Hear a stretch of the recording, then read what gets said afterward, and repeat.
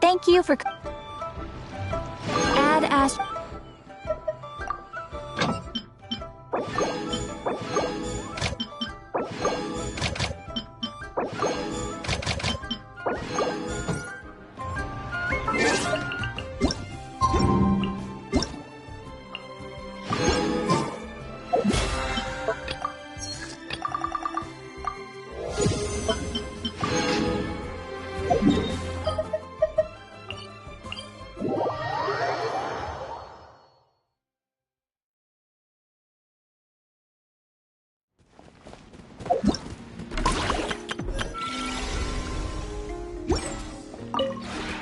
Would you care to...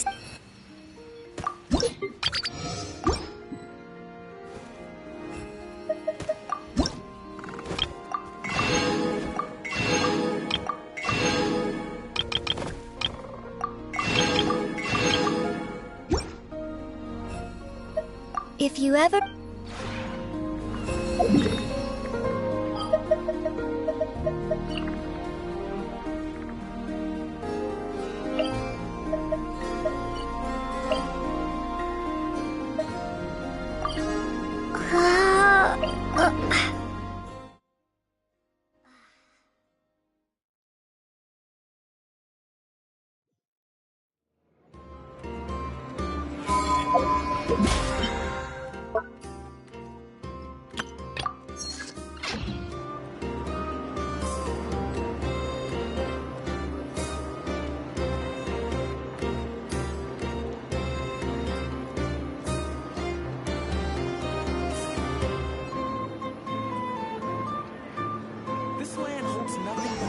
For adventurers from all walks of life.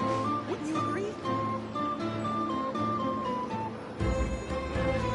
You better get this stuff back, because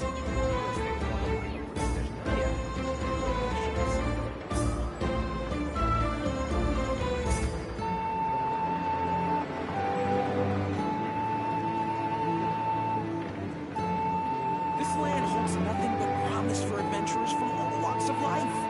Wouldn't you agree?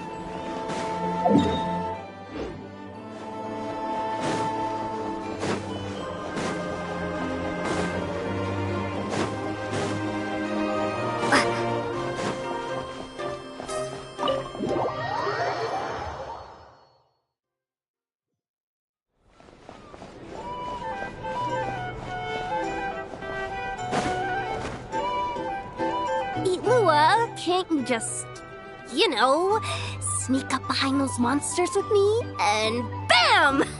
Take them all down? I can act 3 times in a round, and there are only 4 monsters in total. I'll take 3 down. You just gotta handle the last one. I can draw the monster's attention from the front, but sneak attacks... Well, there isn't much we can do. Itlua's a Lock Knight who chose the Goblet of Justice. Indeed. If Itlua were to strike from behind, he would be forced to become an Oathbreaker Knight. A significant penalty would apply to all actions going forward. Oof, that's not good. If we don't defeat all these monsters in one go, those explosives are going to blow us sky high. There's another way. I can use Raging Torrent to dash straight into the thick of it, then detonate the explosives. No, that won't do it all. Your character would get wiped out that way. We finally managed to gather the party and have such a lovely time together. It would be such a shame if you were the only one who got wiped out. But if we don't do this, the character that you've been playing for so long might get wiped out too, Miss Navia. Wouldn't that be worse? I only just started playing. Please don't. Wait, I've got another trick up my sleeve. Navia, put that krumkake away. Uh-oh, that move was blocked too! These pieces on the table, and the stuff you were saying just now, you're playing... A savior has arrived! Right on time! Quick, come join us! Clorand, this doesn't count as violating the rules, right? It doesn't, if she's willing to join us. But it would seem that the Traveler hasn't quite grasped the situation. In short, we're playing a tabletop troupe script. In it, everyone takes on the role of a character. For example, Navia is a Marashose hunter, Yehoda is a master of chi, and Itlua is a lock knight. Oh, don't fret. The rules are really simple. Just follow along and have fun. You'll catch on in no time. If we wait any longer, those explosives are gonna blast us all sky high!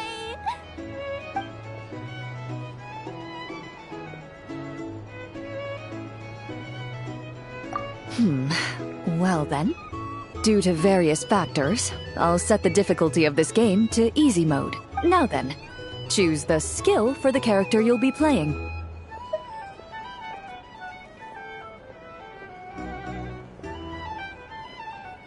Very well. In that case, you wish to learn the medicine skill, yes? Now then, choose the very well. In that case, you want to learn the cooking skill, yes? Very well then. Let the game continue. Just when everyone was at their wits' end, a familiar voice rang out from behind them. Long time no see, everyone. Looks like you need my help. By the way, what are you doing here? Could it be that you heard our summons? That kind of makes her sound like a summoned spirit. Well, not that she doesn't fit the part. Indeed. You have called, and I must answer. Guess that means I was randomly dragged into this game. She's really good at getting into character, as always. Though the Marashose hunters had much they wished to share with one another, at this moment, the joy of reunion must yield to the crisis at hand. Now then, the combat round continues. You have the first turn. Also, since we have a new member joining us, I'll be adding some dark cards to boost the enemy's various abilities. The Traveler isn't a sudden addition. She's been traveling with us all along. We've just, parted for a short while, that's all. Totally normal. I've already counted the dark cards. You should start discussing your tactics. You're so strict, Clorand. Anyway, let's stick to the original strategy. Now that we have the Traveler with us, we have enough people. Itlua and I will hold the line out front against the monster's assault. Yehoda, Traveler, you circle around the back and take them all down in one swoop. All right, leave it to me. We Masters of Chi get huge damage boosts when attacking from behind. But why are you a chef? How's a chef gonna perform a sneak attack?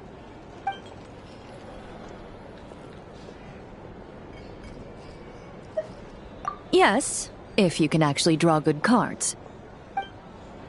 So that's how it is. Oh, these tabletop troupe games really are complicated. Oh, you gotta have a lot of imagination. Coming up with a strategy already, huh? Nice work, Traveler. But let me say one more thing. Itlua, don't go charging in alone this time. I understand. A Lock Knight's duty is to protect their companions and be their shield. Sorry, I always can't help myself. Oh, don't worry about it. I can act 3 times in a round, so I'll definitely keep up with you. Just play however you want. All right, Itlua. We'll be counting on you. Then I shall use the skill attached to the Lock Knight's shield, Wrath of Righteousness. The Lock Knight raised their shield, chanting the knight's creed out loud. The monsters were completely captivated by the radiance of justice, and the fearless knight standing within that light.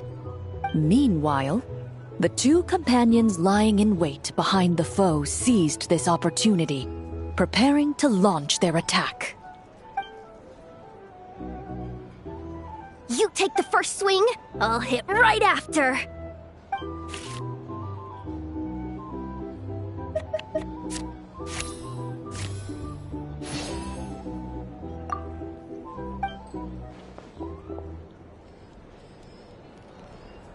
The Marachose hunter deftly took out some cooking utensils and began to quickly prepare an exquisite, delicious meal. Lured by the aroma, the enemies focused entirely on this beast in the making, completely overlooking the Marachose hunter and her companion.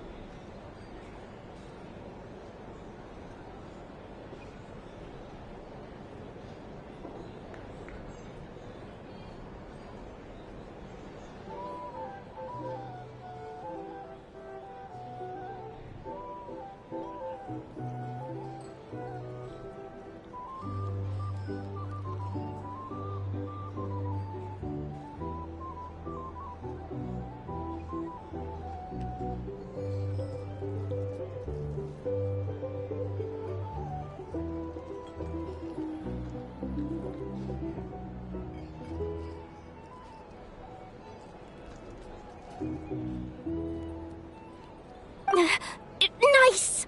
Okay, next I'll... Right, gotta use swift as wind to close the distance, then use 4-element strike from behind. Ah! That hurts! Who bit my leg? Huh? Ashru? What are you doing here?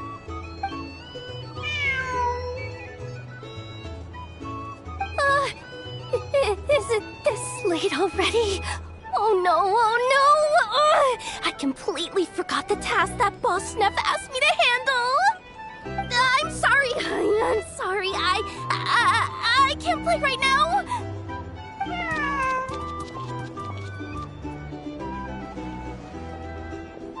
Ashru! Wait for me! Hey, why are you running off so fast? Well, it seems we'll have to end our game here for today. Navia, put the monster sign back where it was. I saw that. Well, that's quite a long story. If we get the chance, we can sit down and discuss it in detail. Actually, didn't Itlua say he wanted to invite a colleague to play with us?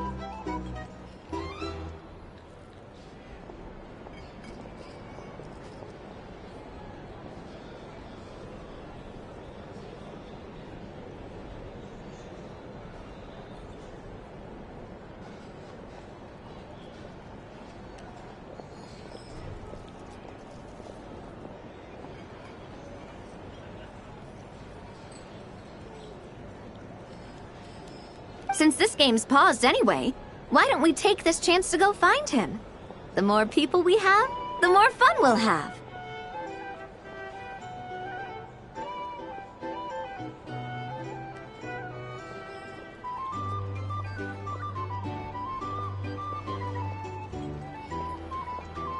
Mr. Flint's? Yeah. I'm sure he'll play with us if we go look for him. Oh, that's perfect! Come on, let's go buy him some gifts first, and then pay him a visit in person. Traveler, we'll let you know once we're ready. When the time comes, you have to continue the adventure with us.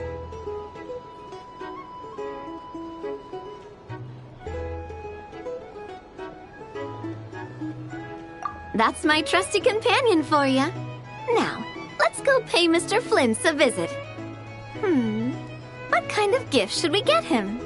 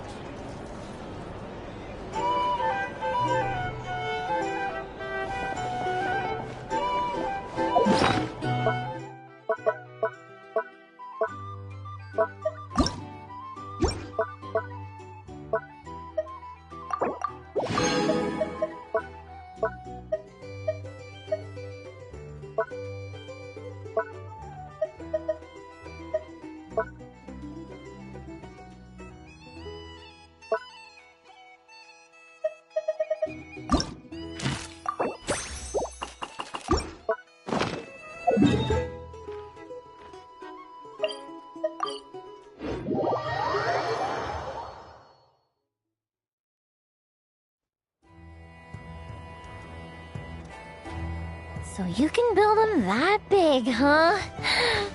Amazing. It's just that...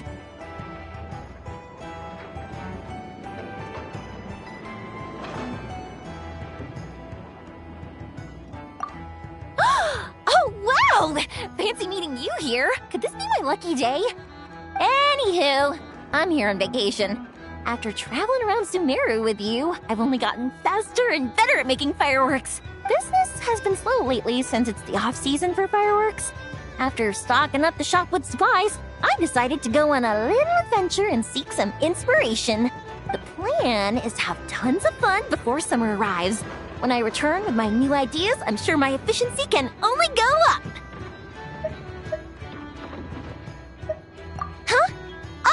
right, of course. I've already figured it out. I just forgot for a moment. Got kinda caught up in our meeting and all, you know? I've gotten all the ideas from this trip. Right now, I'm working on getting some small gifts for my family and neighbors. Look, I got some local dried fish for Dad and midsummer berry jam for Mom. They're both specialties from around here.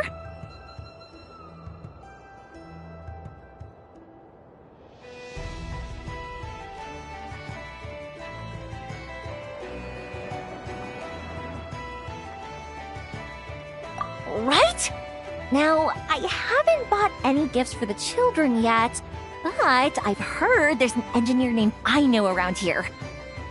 I heard she's super amazing! Word is that she built this cannon! I'm planning to pay her a visit and see if she can make some fun gadgets for the kids. I've also heard that she's a real free spirit, though. Won't take every commission, even if you offer her more. Should I bring something before visiting?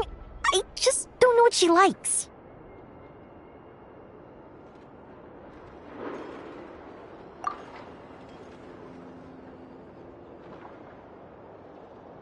Huh. So, Aino's a kid? And her family members are machines she made herself while living alone in her workshop all this time? That's amazing! The kid next door would cry non-stop if left alone for just one night. It would take the neighbors the whole day to calm things down after. By contrast, it seems like the people of Nausea Town already see Aino as a mature mechanic, not as a child who needs their coddling. Still, just how many nights did she have to spend all by herself before Neva came into her life?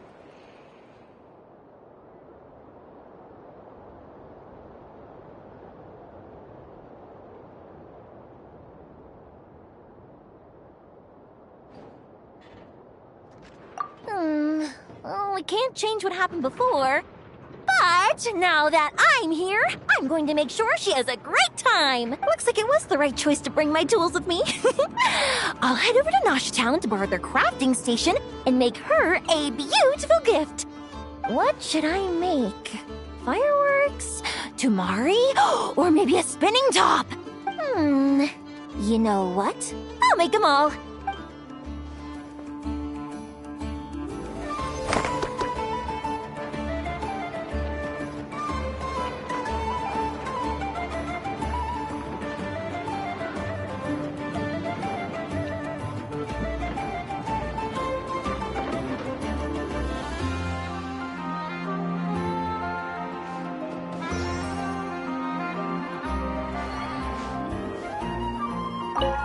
Fireworks, Tumari, and spinning tops. Yep, let's make them all!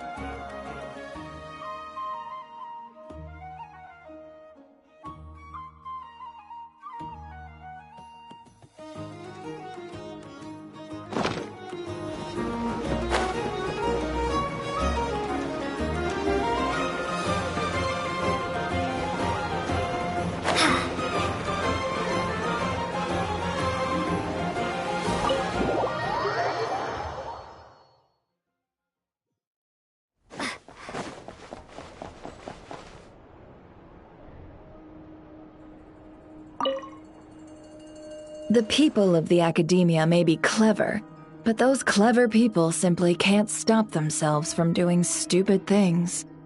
Thank you, most eminent Lord Sangama Bey, for improving my mood for the whole morning once more. Ah, and this bottle of wine from Sumeru. Its exquisite flavor is well worth the price. As long as you like it. Next month, I'll be sure to have my subordinates deliver more. Please don't like it, please don't like it! This bottle is so wallet-smashingly expensive. I wouldn't have bought it if I didn't absolutely have to pave the way for our future collaborations! One jug of wine's enough for today. Just put this round on my tab and we'll settle it at the end of the month. Oh, and don't include Yehuda's secret snack order. She's footing that bill herself. I know Dory's spent a lot of money trying to get a deal from me. I shan't say no to free drinks, but perhaps it'd be best to leave her some room to wiggle. No problem. I'll send the bill over in a few days. Am I going crazy? Why is Never being so straightforward this time? Don't dwell on it, Dory. Just focus on getting the deal first. Why so hasty? Please, after all the trust I've placed in you, surely it's unbecoming to fleece a fellow countrywoman over a simple drink? Dory, oh Dory, the deal is yours, but the money? Oh, we're going to split it. Oh, come now. Even sisters need to settle accounts clearly. Let's put the mora on the table first, so we don't run into trouble down the line. I don't like that look she's giving me. She wants a cut of the deal, doesn't she? That's going to be a pain. How much should I let her have? Just some hometown gossip. You're welcome to join us if you'd like. However, nothing we've discussed prior has been particularly interesting. Mostly more of the same. But really, I must know, Miss Dory, why did you want to get involved in that fiasco at the Academia? It's a simple feat to lift a sleeping serpent from its nest, but what happens when it wakes up? Had you no fear of getting bitten? She just won't stop. Why is she bringing this up again? I already answered this question.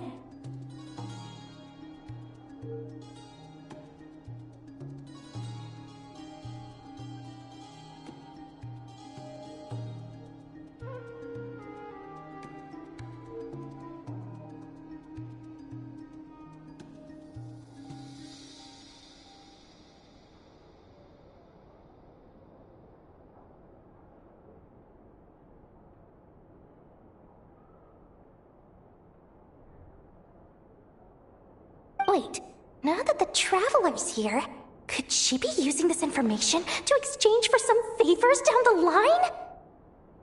Oh, well, the Traveler's the one listening in. What harm could that do? May as well help our personal relationship along, even if it costs me a secret or two. Why, business, of course. Sometimes you just need to learn how to wrangle snakes.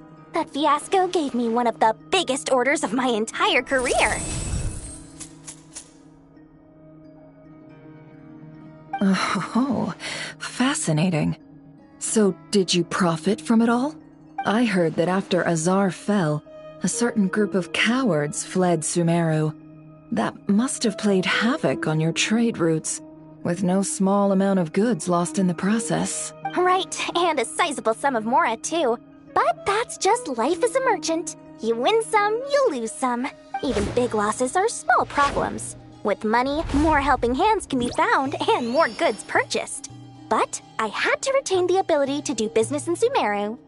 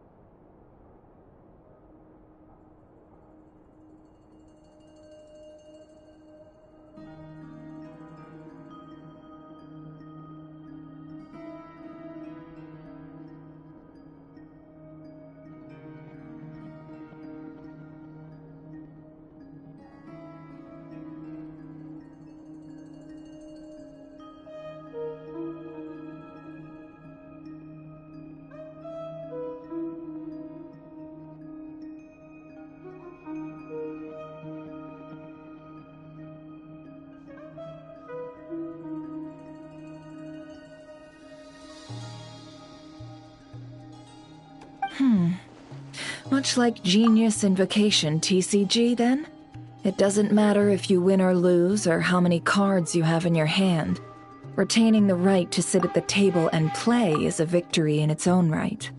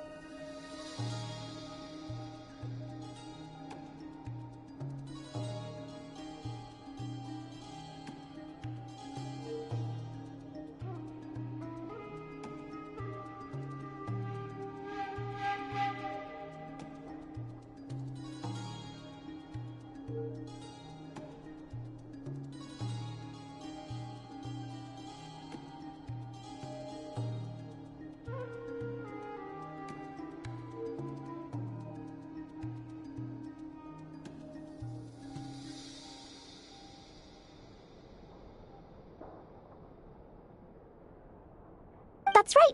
As long as I can still do business, I can recoup my losses eventually. But I'll never leave the card table I sit at. Sumeru, that is. If I did, I'd really be left with nothing. My.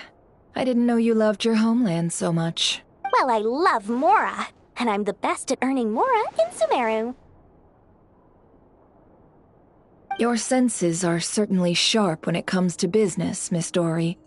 Even now you prove yourself worthy of the title you claim. And those cowards who fled will never be able to play at your table ever again.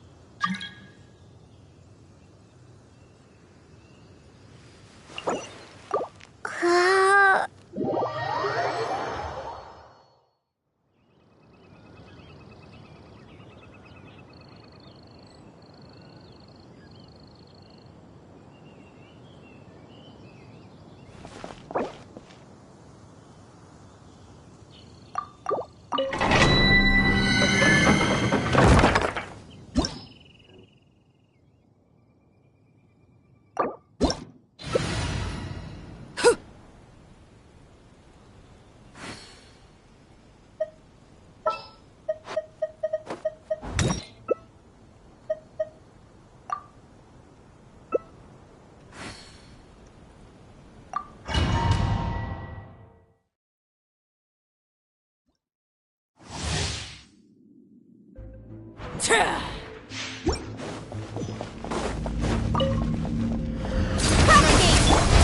royal decree!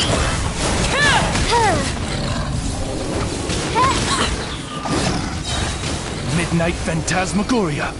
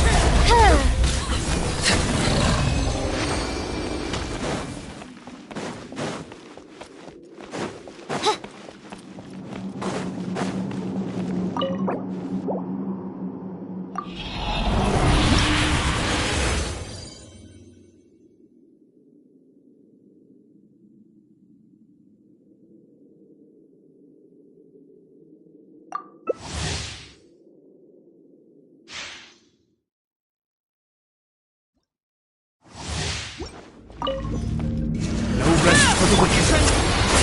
Terminate! As you wish, main Fräulein.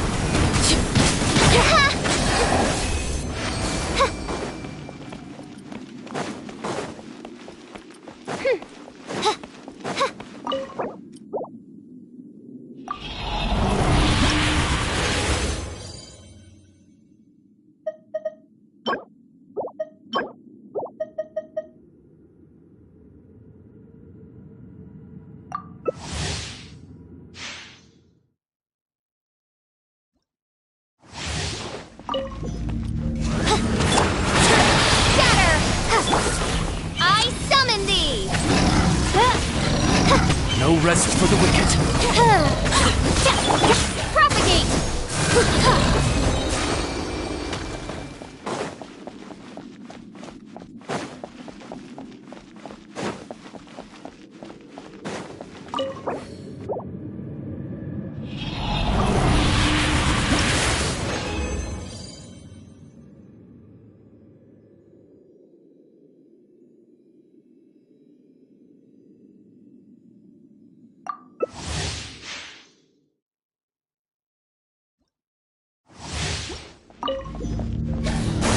Bring forth!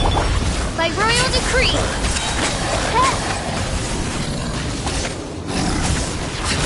Wings of darkness! Come, sever night from day!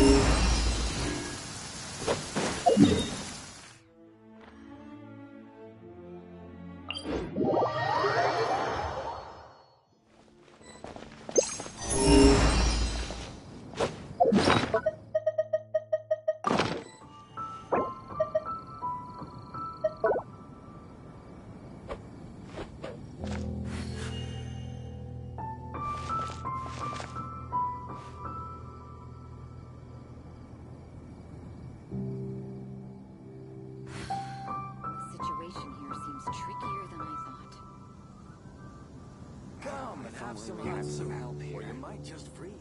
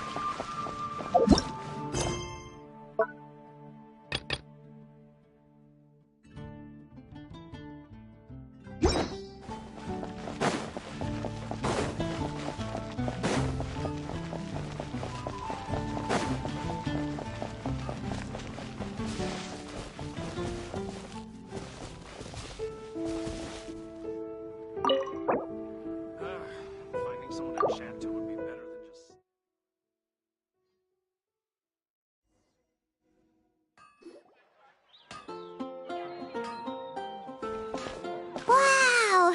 The city is all decked out! Oh, it's beautiful!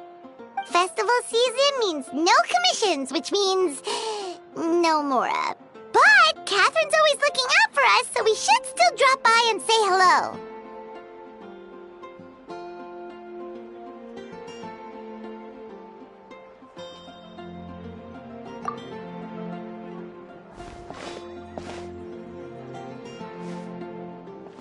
Greetings, traveler. Paimon. Hey, Catherine! Still doing the whole no commissions during Windbloom thing? In general, yes. The people of Mondstadt don't delegate their work to others this time of year. But...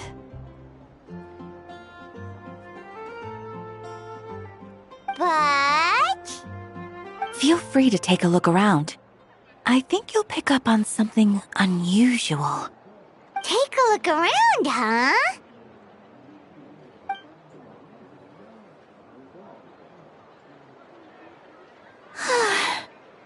It's finally Windbloom. And here I am ruining everything. You're a bit tired. No big deal. Give it some time. How about doing something fun tonight? We could take a stroll or go stargazing. Stargazing? Like we'll find a spot. You know people start reserving places on Star Snatch Cliff the moment the sun goes down.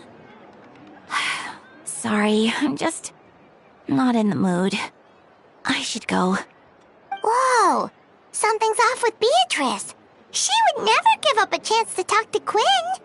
This is weird. Oh, you're leaving? I can walk you home. it's okay. Thank you. I just need some time to myself. Besides, there's still something I need to do. The truth is, Quinn, not long ago, What is it? Is there something wrong? Never mind. It's nothing.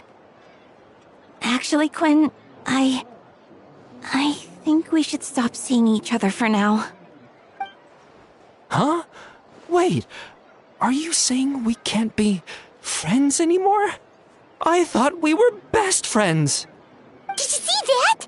Beatrice ran off without looking back. Oh, we go adventuring in other nations for a bit, and one of Mondstadt's best friendship stories is already over? So, is this what you meant by unusual, Catherine? This is just one example. Beatrice has been feeling down for days. But that's not all. Oh, it's the honorary knight in Paimon. Is something wrong? You don't look so good. I know a knight should be stronger than this, but I haven't been feeling right lately. I just can't focus. I started sleepwalking out of nowhere. Sometimes I'd even wake up in the middle of the night standing in a random location outside. You should see a doctor.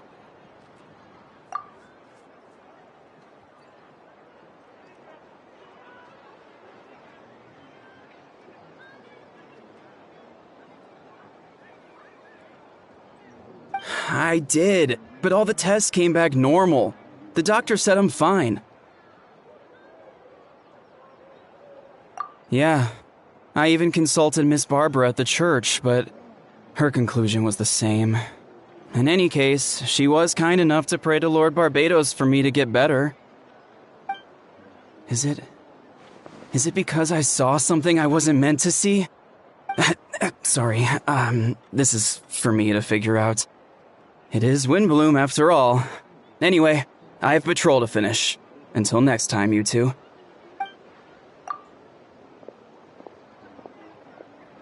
Huh. Is it something in the air, maybe?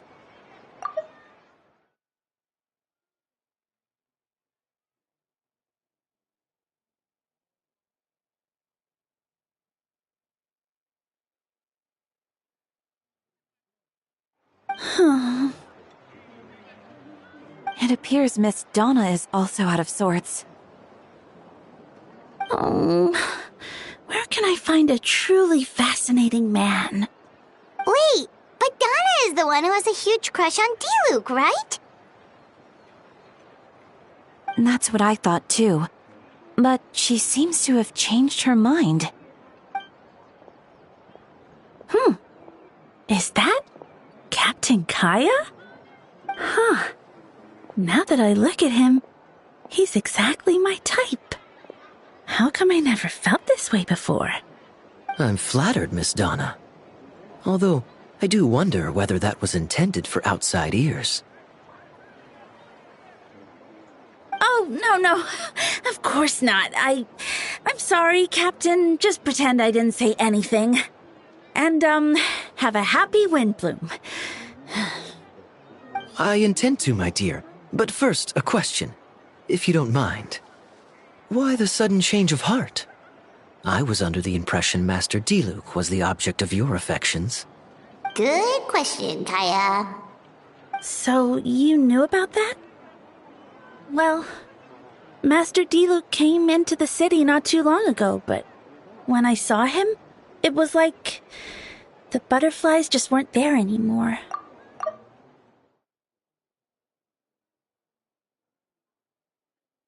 If I had to compare it to something, it would be like waking up and realizing you're married to a man you don't love.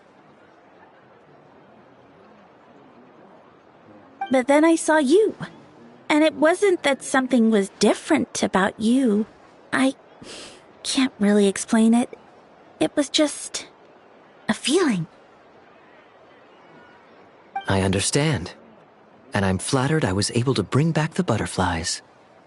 But I do need to see to some business, so I'll take my leave. Here he comes. Well, surprised to see us? Not at all. You are the exact two people I've been trying to find. So, Traveler, Paimon, how have you been? The answer to that requires a private conversation. Catherine, do you mind? Not at all. Have fun, you three. So, you said you were looking for us? Yes. Jean sent me to find you when she heard you were back in Mondstadt. But let's discuss the finer details back at headquarters.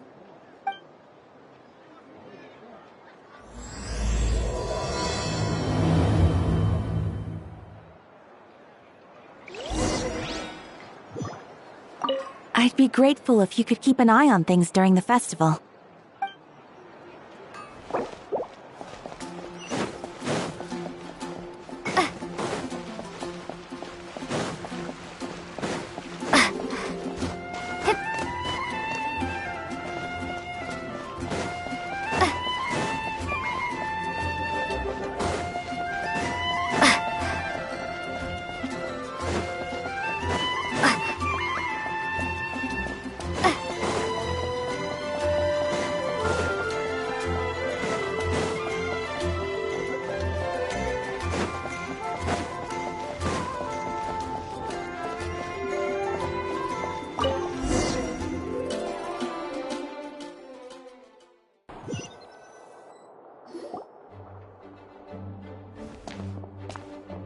Ah, Kaya, you found them.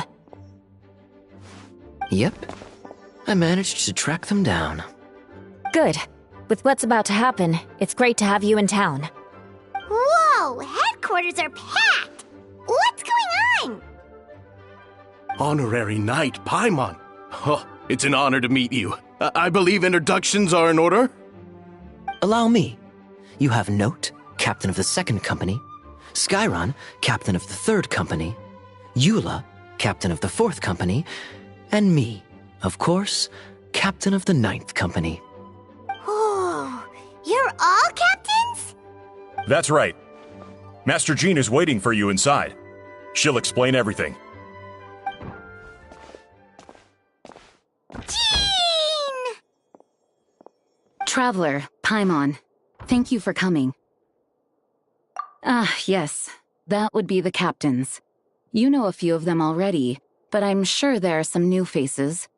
There have been a number of incidents in Mondstadt. In order to wrap up the case, I gathered all the captains of the Knights of Favonius together to hold a trial. A trial? But this is Mondstadt, not Fontaine! I can understand the confusion. You've never participated in one of our trials before. In truth, we haven't had to conduct one in quite some time. The Knights of Favonius oversee most matters of law and order in Mondstadt. Of course, in the interest of fairness, major cases are tried jointly with the Church. Under the guidance of Barbados, the Knights uphold chivalric justice in the spirit of our order, and the Church carries blessings and goodwill wherever the wind can reach. In today's case, requires a joint trial by both parties. Which means it's a serious one. So, do you need our help?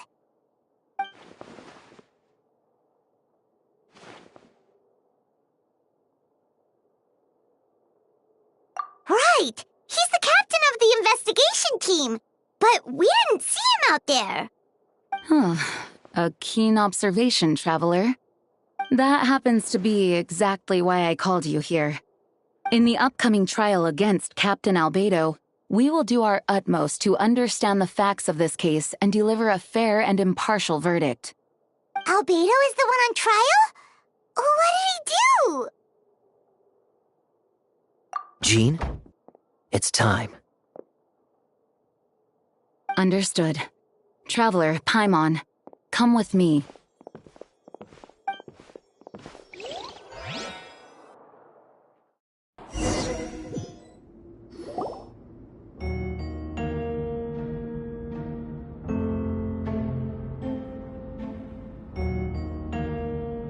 Please, sit wherever you like.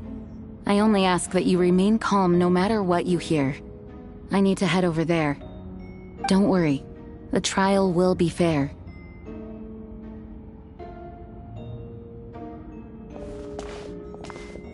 Now that everyone is gathered, let us begin.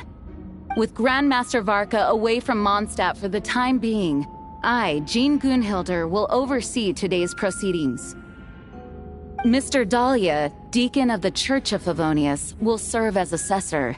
As representatives of our respective organizations, we will ensure a just verdict in this case. Oh, that's a new face! Deacon of the Church. Does that mean he works with Barbara and Rosaria?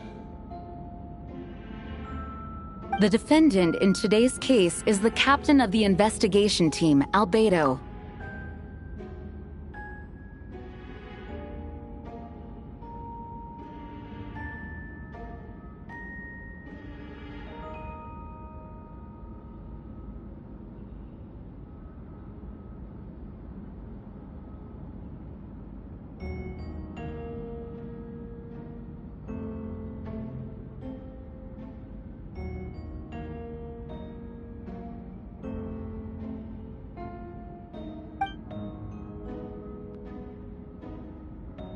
Certain aspects of this case are classified, and it remains uncertain whether the alleged victims are citizens of Mondstadt. As such, this trial is not open to the public.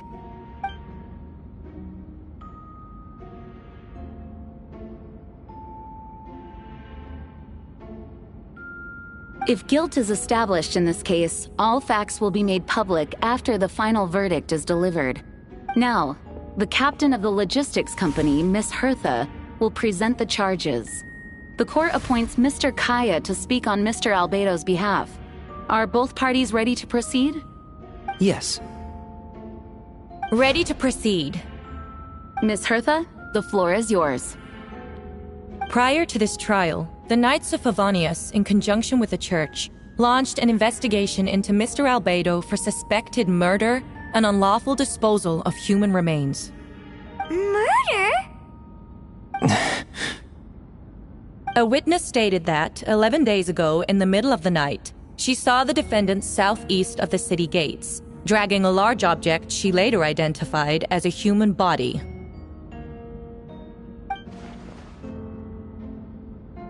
No. There's no way! We now call that witness to the stand. Beatrice, please tell us what you saw.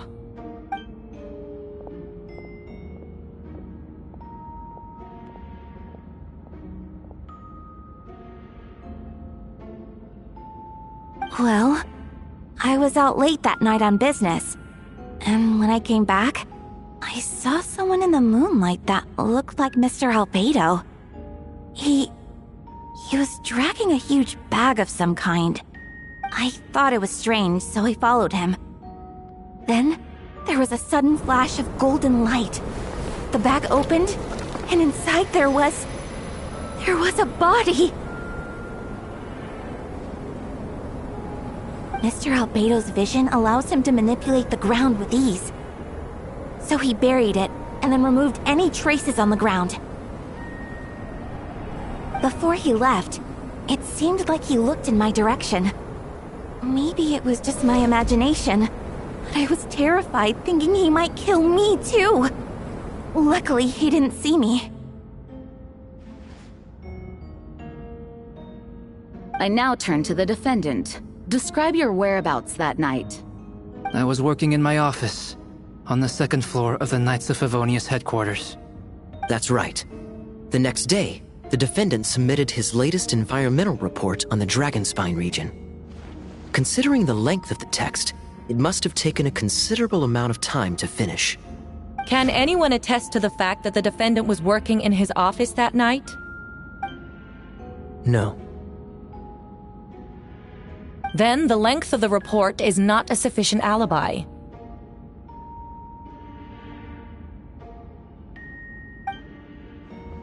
This isn't looking good.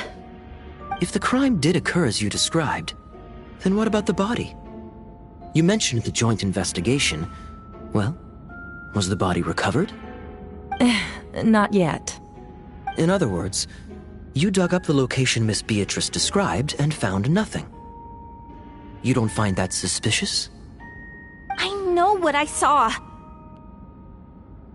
I'm telling the truth, Miss Hertha, I swear. Also, didn't you say that speaking out would help protect the people of Mondstadt? Otherwise, I'd never put myself out here like this. You're doing the right thing. Besides, the investigation wasn't fruitless. A single man's shoe and a torn piece of fabric were found in the bushes near the crime scene.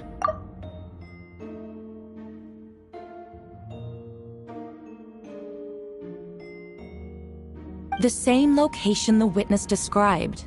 If no crime occurred, then is all this just a coincidence? And yet, no victim has been identified, correct? It's true. No one has been reported missing. However, Miss Beatrice harbors no ill will toward the defendant. Her testimony clearly points to a crime, and she has no reason to lie. Does the defendant wish to say anything in response? You may believe otherwise, Miss Hertha, but I did not kill a single person. As a knight and the captain of the investigation team, I have a duty to protect Mondstadt and its people. You accuse me of murder, but there's no body or motive. The defendant raises an important point. Motive. Yet, I must be frank, not all murders are premeditated. Spontaneous conflict can also have unforeseen consequences. Nevertheless, I don't intend to prosecute this case on circumstantial evidence alone. Which brings me to the second charge against Mr. Albedo. Second charge? Please proceed. 7 days ago, at dawn, a witness saw the defendant dispose of the body of an adult male in the area between Dragonspine and Dawn Winery. I now call the second witness to the stand. Wait, that's... Diluc Roggenvinder. Please tell the court what you saw. At around 3:40 in the morning, I saw Mr. Albedo dispose of a body beneath a cliff. It was dark, but he used the power of Geo to illuminate his surroundings. From what I could tell, it looked like the body of an adult male. Tall and thin, but I couldn't make out the age. He buried the body underneath the cliff and smoothed out the ground to remove any traces. We now have accounts from two separate witnesses that describe the same modus operandi.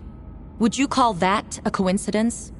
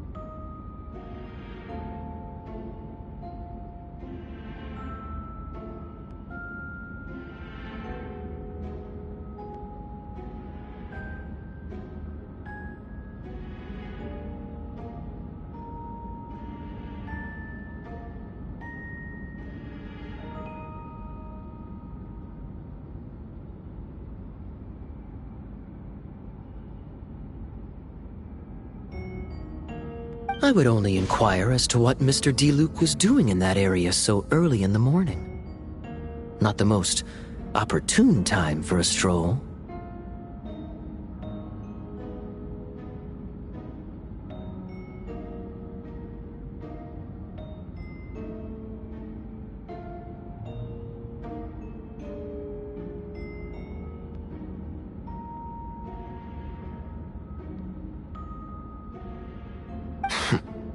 Is there such a thing? Dawn Winery is my home. It's not unusual for me to take walks in the area.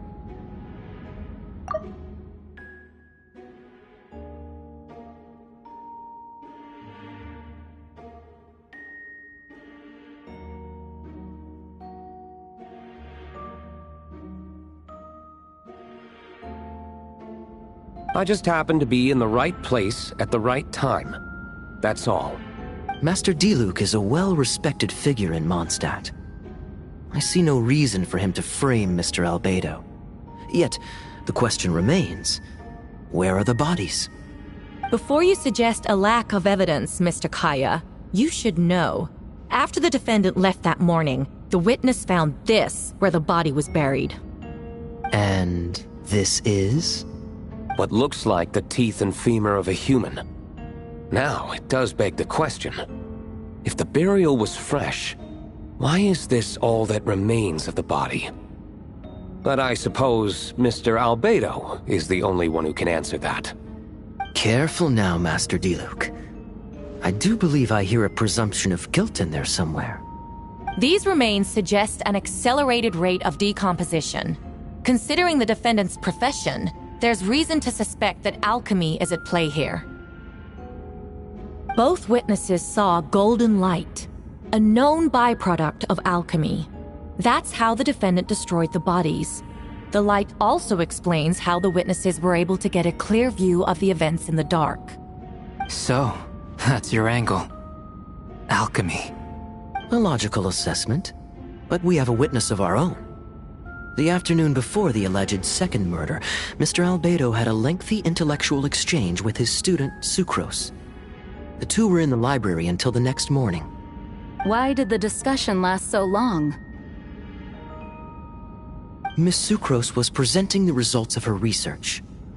She noticed some flaws in the data and insisted on reviewing her calculations until the next morning, with Mr. Albedo present. That's right. We were in the library together. You're certain Mr. Albedo was present the whole time? Yes, and I know Mr. Albedo would never kill anyone. He could never be that cruel. Nevertheless, the other witnesses have no reason to lie. Tell me, Miss Sucrose, that meeting in the library, were you awake the whole time? Sounds like a considerable duration to go without sleep. Oh, I do hope you can be truthful with us. It concerns the safety of countless Mondstadt citizens. A crime like this cannot go unpunished. I'll take it from here. During our meeting, Sucrose did fall asleep not long after midnight.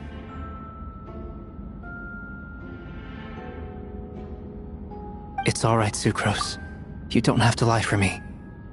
This is a sacred place of judgment. The truth is paramount.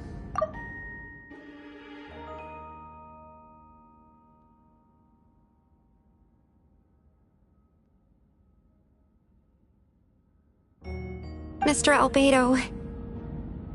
I see. Then I'm afraid your alibi cannot be substantiated. Do you understand? Yes. I know claiming innocence without proof isn't enough. But the prosecution's argument has its own holes.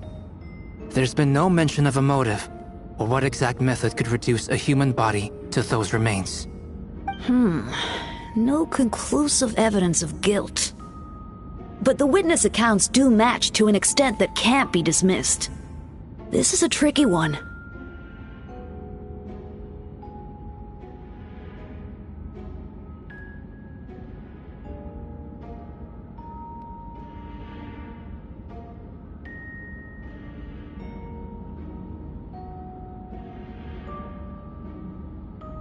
Allow me to submit another piece of evidence. The investigators intercepted one of Mr. Albedo's correspondences. I will now read the pertinent parts to the court. A correspondence.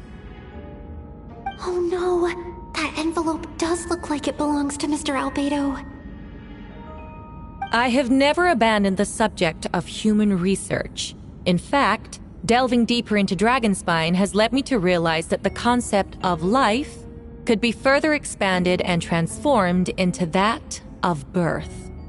The mystery of human birth is often linked to death. As such, death is the most suitable material for the creation of new life. To that end, we must engage in a process of putrefaction and refinement. Putrefaction and refinement. Is that in reference to an alchemical process? The letter continues. Experimental trials have been carried out in the northwestern part of Dragonspine and the area southeast of Mondstadt's main gate. The data is as expected. Just as you endeavored to do, I too shall take up the path of creation and break through current limitations to reach a new realm of living beings. I trust the investigators have confirmed this to be the defendant's handwriting, and that the letter makes more than passing mention of putrefaction and refinement. Correct. Not to mention, the locations indicated in the letter match both crime scenes. What more can we trust than the defendant's own words? No, it can't be true! I can't believe it. A guilty verdict cannot be delivered without sufficient evidence. In order to protect all parties involved, that is what our principles demand. My original assessment was that we lacked said evidence. But now, it seems the only remaining questions are the identities of the victims and the specific alchemical process used in this case. Then we are in agreement.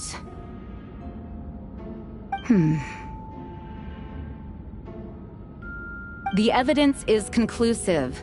On the charges of murder and unlawful disposal of human remains, the court finds the defendant guilty.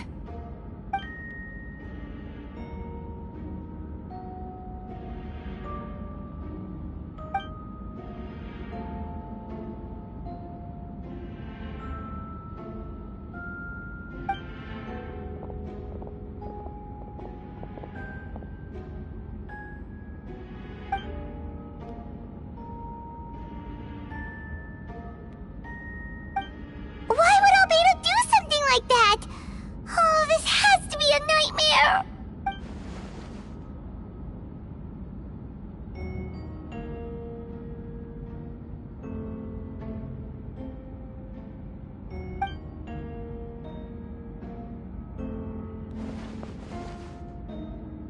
Well, this took a turn for the worse. Rosaria! Oh, when did you get here? I've been here the whole time. I happen to have a message to pass along.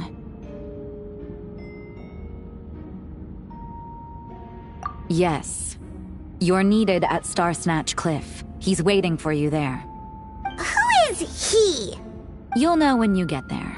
Go on now. Time is like the wind. It waits for no one.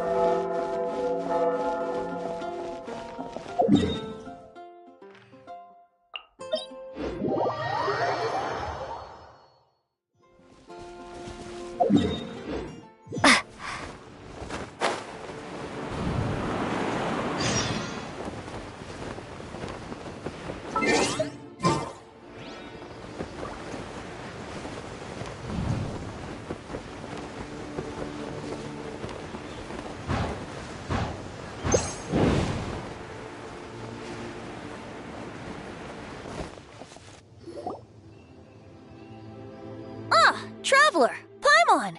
I could hear your arrival upon the wind. Were you looking for me? Venti, did you send us that message? No, I did. Whoa, where did you come from? Wait, Venti, do you know this guy? His name is, what is his name again? Didn't think I was that unmemorable. I'm Dahlia, Deacon of the Church of Favonius, and Herald of the Animo Archon Barbados. Not gonna forget next time, right? That's right. I noticed you during the trial. The legendary honorary knight. You seem to have a lot of thoughts on your mind, so I thought we should have a chat. After all, I am the Herald of Barbados. If the people of Mondstadt are in danger, I should keep the Animo Archon in the loop. Wait then, you know about... About what? The fact that my tavern-hopping nomad of a friend is Barbados himself? Don't worry, Dahlia and I are close. He knows everything.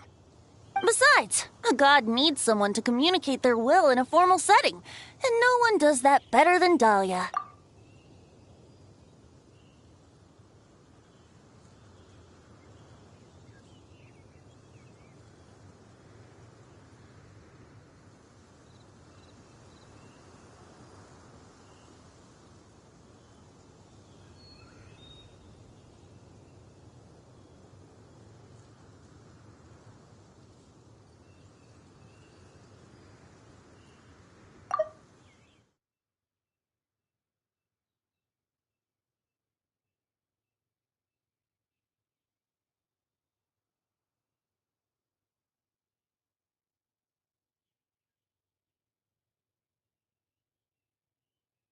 Not that I saw that coming when we first met.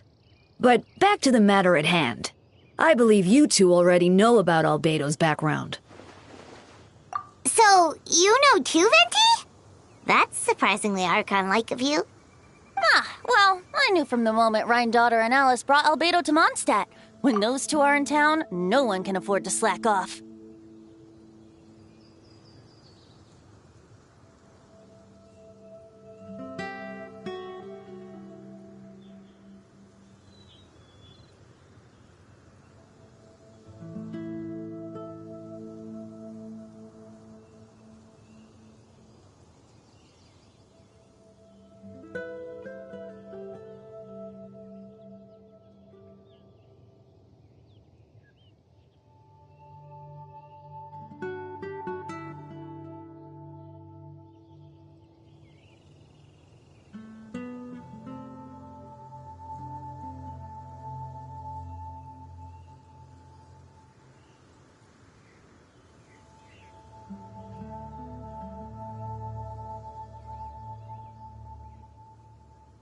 The Kryda Prince, a perfect specimen of synthetic life.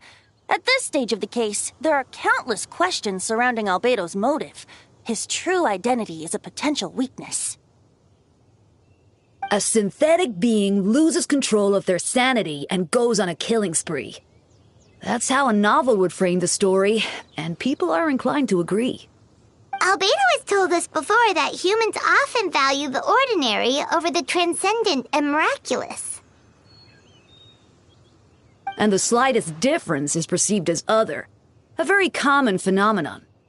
Which means we need to find a way to help your friend. Me? Well, I know that Albedo is a synthetic being, and that a lot of strange things have been happening in Mondstadt, even though Windbloom should be about drinking and having fun. We noticed that too! The minute we got here, something was off.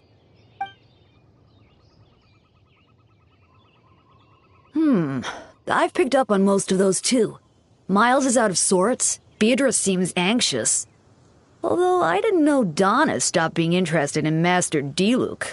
When no love remains for the songs to tell, the world becomes not but an empty shell. Cruel is said fate, cruel it may be, were it not for a hero who could set us all free.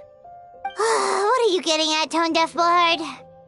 Oh, just making a comment. There are always unavoidable trials in life. At least, that's what Barbados would say. A certain someone is going to need to overcome a trial like that. In such cases, even the Seven know better than to tamper with fate. If only there was a brave soul willing to aid their friend in his time of need. Should he meet a terrible fate, all of Mondstadt could be worse for it. If you wanted our help, you could have just asked, you know. Well, even if Albedo wasn't at the center of this case, protecting Mondstadt is part of being an honorary knight, right? You'll still have help, of course, which is why I prepared a little surprise. Behold! A bomb! Don't worry, I removed the fuse, so it's not going to explode. Say hello to the Dodo communication device. So, this thing belongs to you now? We're old pals. Don't think she'd care if I borrowed it for a few days. Anyway, this invention, with a little help from a trick of mine, will allow us to keep in touch. Just take it out and we can chat. That's all I ask. No matter what comes, you have the wind on your side.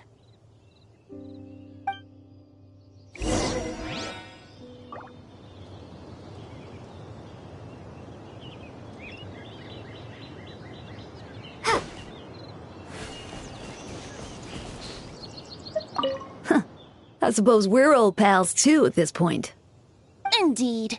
Your companionship is like a breeze that lingers in the air, warm and familiar. In all this time, I've never witnessed Lord Barbados approach anything in a serious manner. Perhaps this time, I'm in for something special. Barbados? Serious? Ah, you give him too much credit. Hardly. It's not blind faith, you know. I've always had unwavering belief in the animal Archon. Is that so? I wonder what Barbados thinks about that. You should pray to him and find out. Good idea. I'll tell him I still haven't deciphered his drunken musings from our 3 trips to the tavern last month. His wisdom is sure to reveal itself in time. Oh, you know what? Forget about Barbados, Dahlia. Treat me to a drink instead. You wouldn't refuse me, would you? A dear friend like you? Never.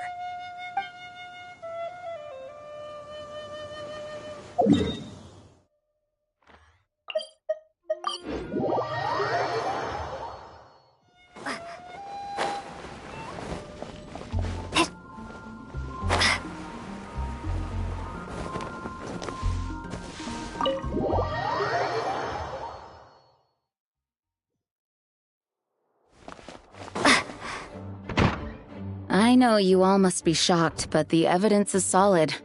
Albedo's situation is not looking good. I still don't believe Albedo would do something like that. Using living people as alchemical test subjects? It's like something out of a novel. Perhaps it's best for me to remain impartial, but I've worked with Albedo before. He's an alchemist, not a sadist. This version of events is as hard for me to accept as anyone. But Varco once said Albedo is very different from the rest of us. Perhaps there are things we still need to learn about him.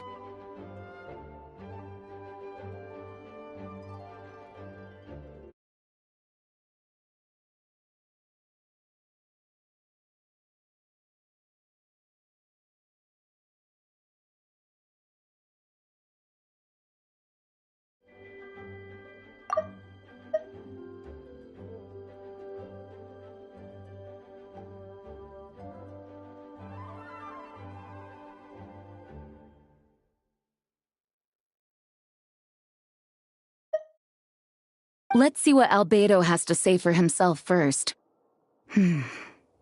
Would you mind giving me a moment, everyone? A private matter requires my attention. Hey, Jean! Traveler, Paimon. Perfect timing. Kaya has a favor to ask. Like Jean said, after the verdict, we have time to submit an appeal. And I will do my utmost to convince Albedo to accept. He's been acting strange, and I can't read him for the life of me. But I need you two to start investigating the case. Yes, it's also time for you to get involved. As well as honorary members of the Knights of Favonius and Albedo's friends. Kaya and I already have an official involvement in this case. We need a pair of fresh eyes. I know it's against the spirit of the season to task you with this, but Albedo is a trusted member of our ranks. We owe him the benefit of the doubt. I know you'll get to the bottom of this, Traveler. You've never failed us in our time of need.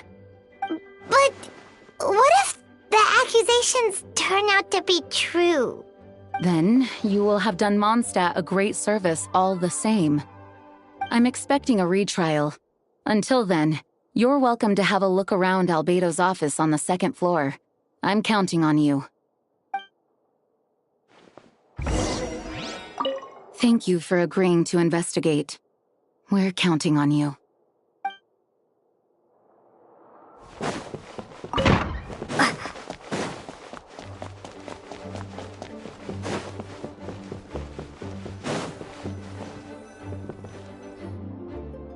Wait, Captain Kaya! Surely I can't just... These two are here on Jean's orders. She asked them to investigate Albedo's office. Oh, in that case, head on in.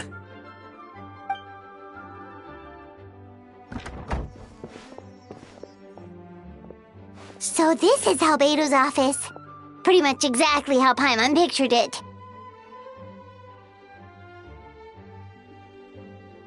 All right. I have some work of my own, so I'll leave you to it. Good luck, you two. Right back at ya!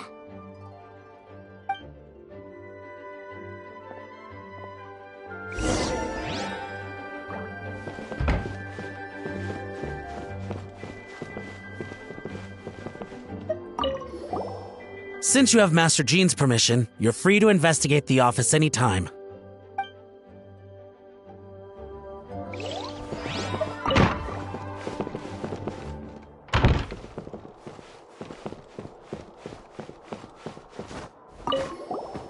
Since you have Master Jean's permission...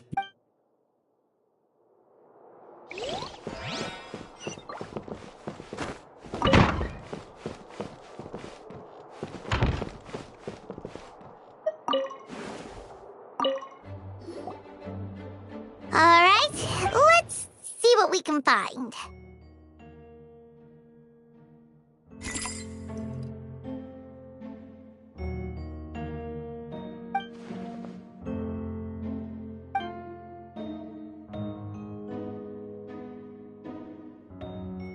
Nope, no idea what that means. Not sure if it's too hard for Paimon or too hard for anyone outside this line of work.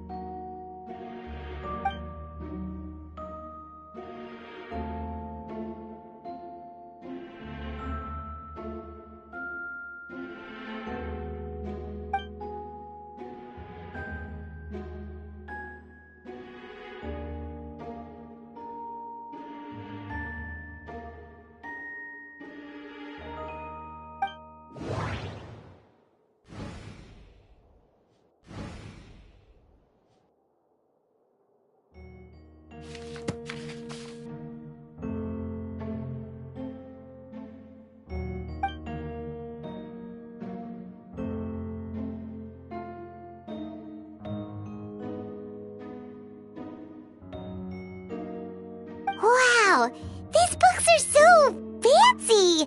Albedo must have gone to great lengths to get them.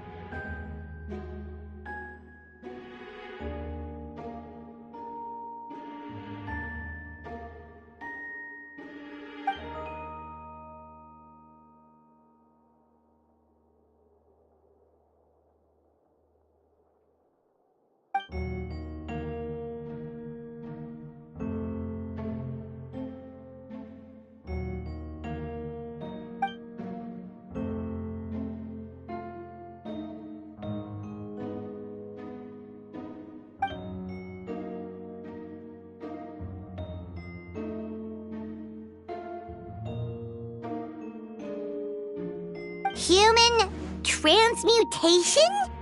Is Albedo seriously looking into that? Ooh, Paimon doesn't want to think about that.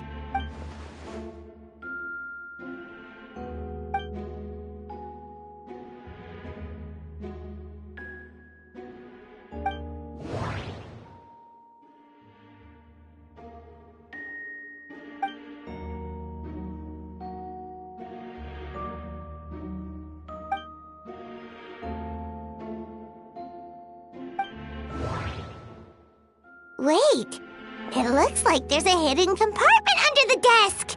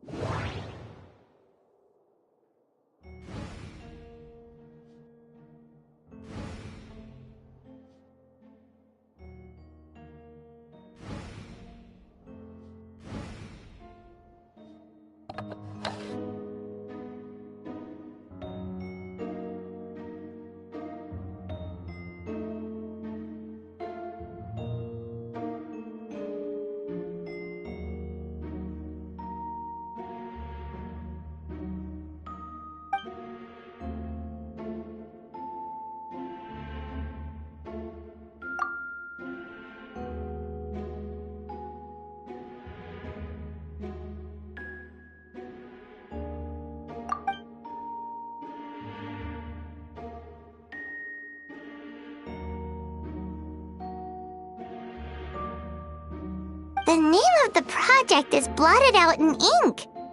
What could it be?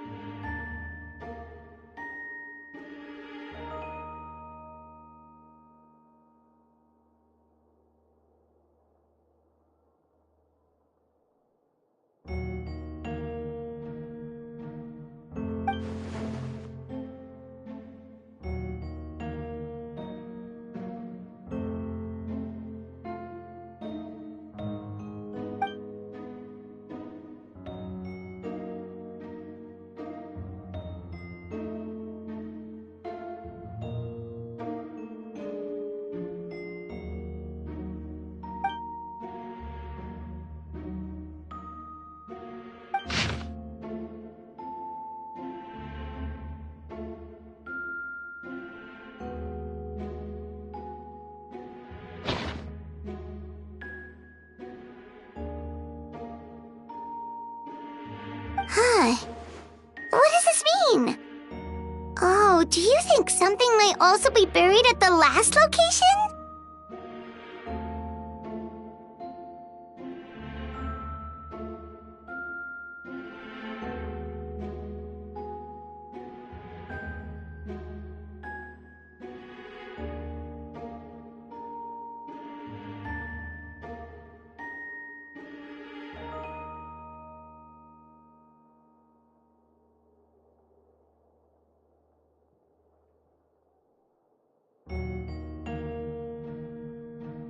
Alright, that seems to be it for this place.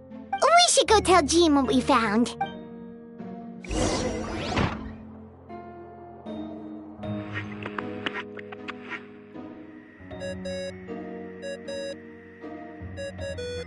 Oh, Venti's calling! Let's answer! How's the investigation going? Find anything?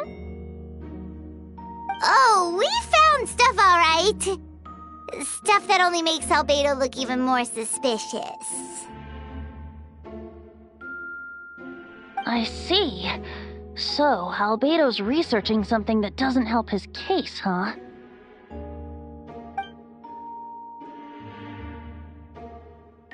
Not promising. We should be grateful Albedo's true identity remains hidden. If it gets out that he's one of Rhindaughter's creations, there'd be no separating him from her past. As we both know, Rhindaughter's approach to alchemy and ethics was pure madness, and the evidence you just found, let's just say it could convince even those closest to him of his guilt. Perhaps even you. then it comes down to trust. Do you trust Albedo? Yeah, he's our friend. We should keep the faith. And if he really is the culprit, he must have had a reason, right? Maybe he's just not allowed to talk about it. Yeah, that must be it. Either way, a fair investigation means coming to a conclusion presented by the facts. Remaining objective has its own value. Remember, none of this is your fault. Just report back with an honest assessment of the facts. Yeah. Well, let's go find Jean and tell her what we learned. Wait, that's Miles. What's he doing here? Oh, sorry. I heard voices and wasn't sure if I should check who was inside. It's okay. We're here on Jean's orders. Ah, I see. I'll, leave you to it then. Hold on. You didn't hear what we were saying, did you? Oh, not really. Nothing that made sense anyway. Well, do us a favor and just forget anything you might have heard, okay? Oh, sure. You got it.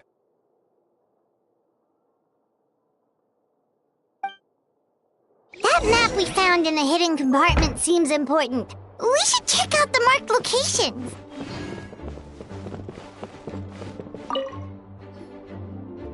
Alright, let's see what we can find.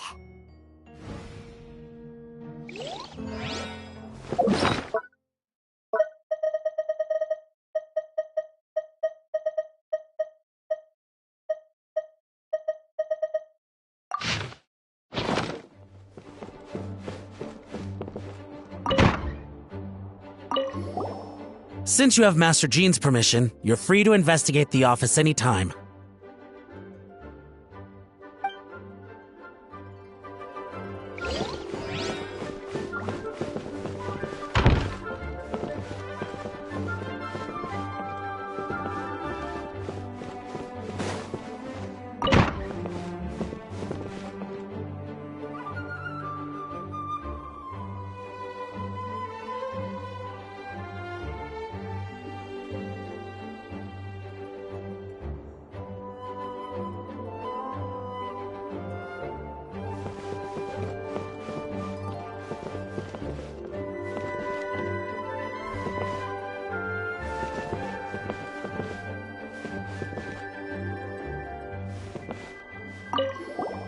Since you have Master Jean...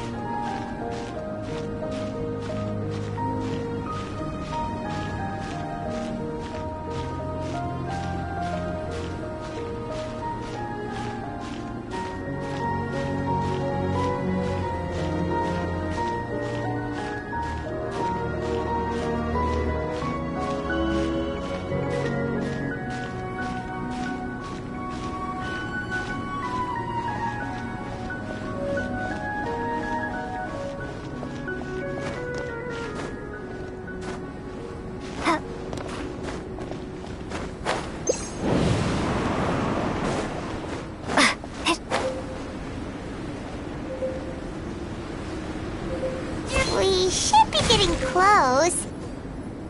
Oh, look over there! Something seems off.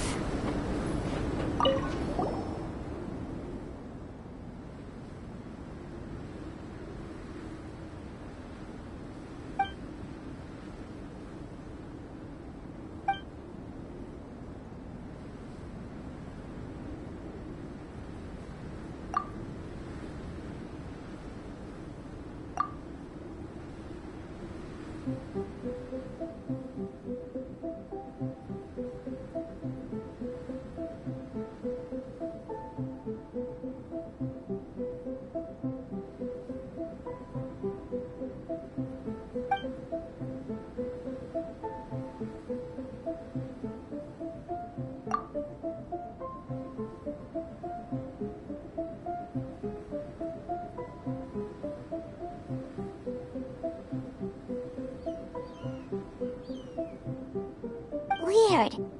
There's a hole, but no body. The prosecution's argument is that Albedo used alchemy to destroy the bodies, but this location is different from the other two. Why not fill the hole, or smooth out the ground like the other places?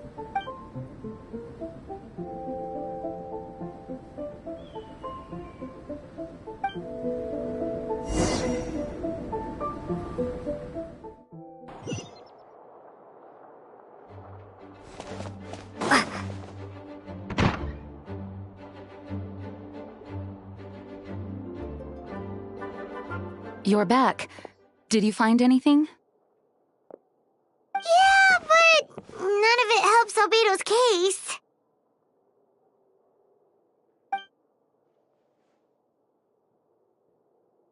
I see. A complicated result, but your efforts are appreciated.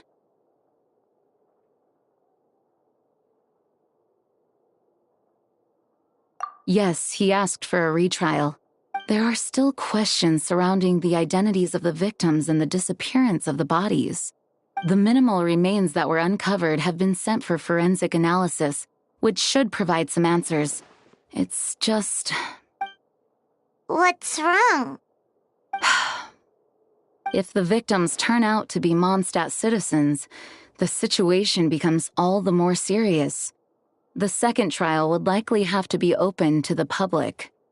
And I doubt public sentiment will be in Albedo's favor. Yeah, not when the charges are so serious.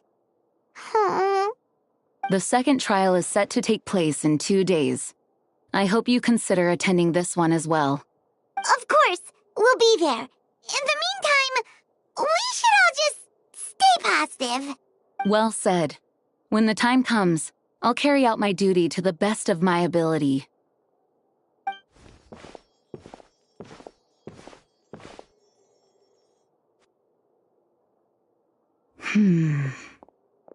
Miles.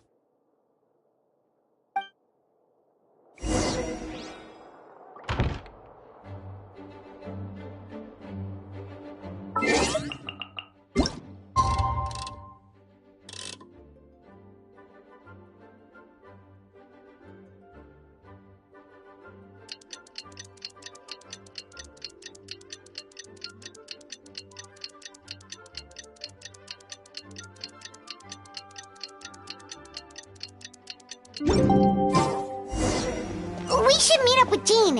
It's about time for the second trial.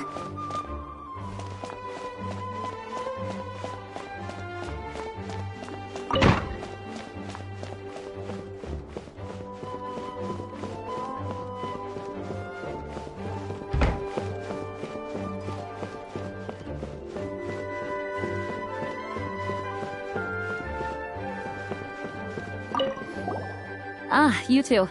Let me know if you're ready and we'll head out. All right, follow me.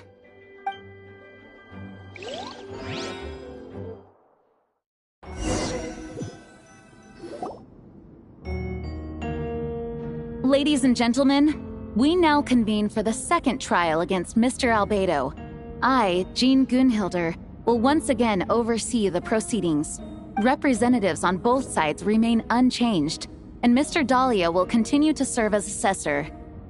Ms. Hertha represents the prosecution, and Mr. Kaya speaks on behalf of the defense. The defendant in this case is Mr. Albedo, captain of the investigation team. With that, I now bring this trial to order.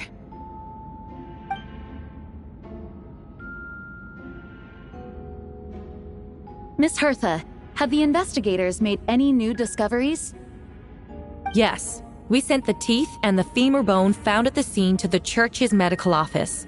and were able to conclude that these are, in fact, human remains.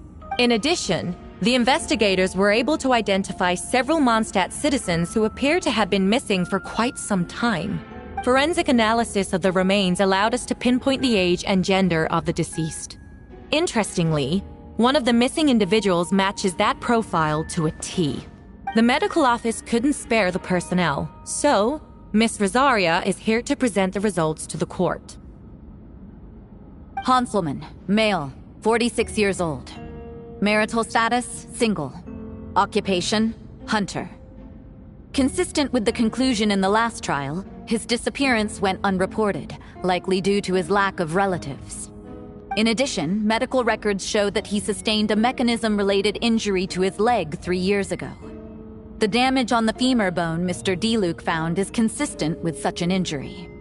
Therefore, we can conclude that one of the victims in this case is Hanselman. A specialized technique was likely used to accelerate the rate of decomposition. Is it reasonable to assume this technique to be alchemical in nature? Alchemical or magical. Both are possible. Thank you for your testimony. The identity of one of the victims is now confirmed. But what about the defendant's motive? Considering what he wrote in the letter, we can deduce that the defendant needed subjects for an alchemy experiment. Who better than individuals whose disappearance would go unnoticed? In other words, he sacrificed the good people of Mondstadt for his own gain. A truly vile act. In addition, another witness has agreed to testify. Miss Donna, if you would. Not good. Wait, Donna from the flower shop? I'm sorry it took so long for me to come forward. But the night Master Diluc saw Mr. Albedo, I was there too.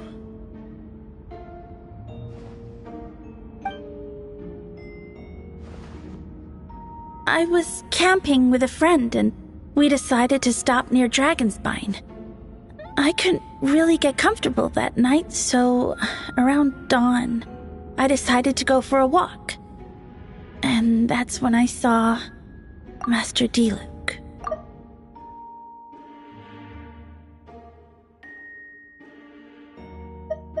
Not good. Wait, Donna from the flower shop?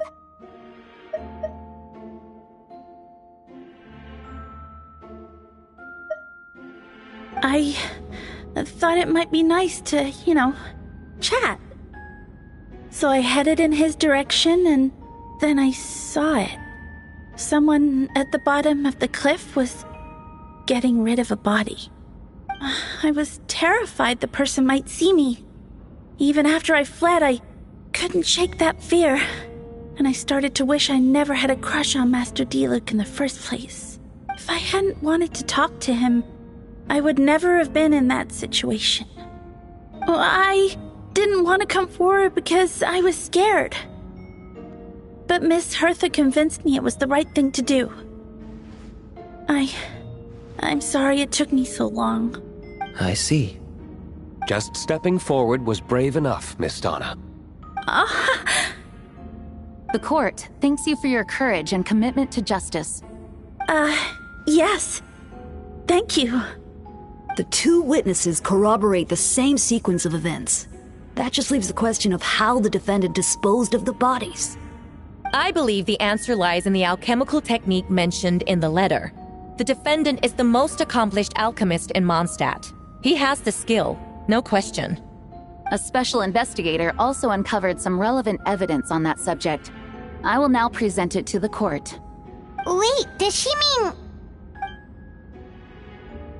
The following are pieces of evidence uncovered in Mr. Albedo's office, the most important of which is this map.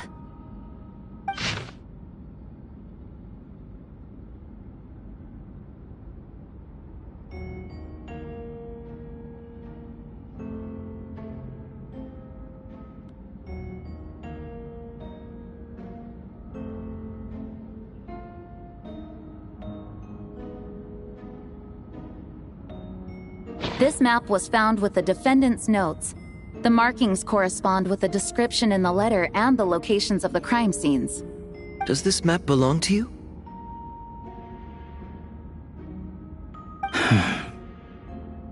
Yes. Were you the one who marked these locations? Yes. You do realize that's basically an admission of guilt, don't you? The evidence against you is nearly insurmountable. No. Since you uncovered that compartment, I might as well expound on the matter. We have witnesses and physical evidence. What could you possibly say in your defense? What I always have. I never killed a single person. Ugh, you have some nerve. Saying that when the evidence is stacked against you? Miss Hertha, you've presented a meticulous and convincing case. I'll give you that. But I will not admit to something I didn't do. So, what? You're just going to bombard the court with excuses? That's a rather dismissive way to refer to an innocent man speaking in his own defense. Besides, I'm not making excuses.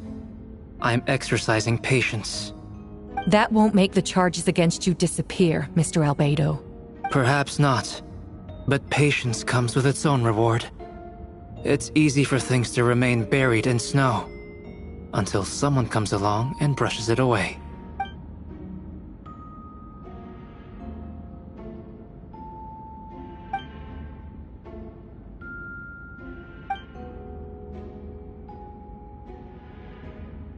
Traveler, you were the one who uncovered this map, right? Then I'm assuming you visited the third location as well. Can you tell us what you found?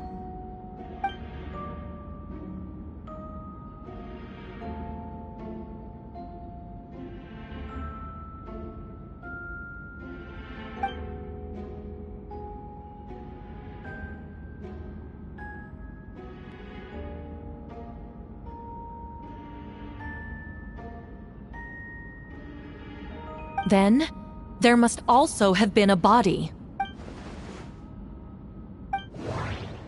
The first marked location is near Mondstadt. Beatrice saw Albedo use alchemy to dig a hole and bury a body there. A single men's shoe and a torn piece of fabric were found in the bushes nearby. Taken together, this evidence seems to suggest that Albedo killed someone and concealed the body.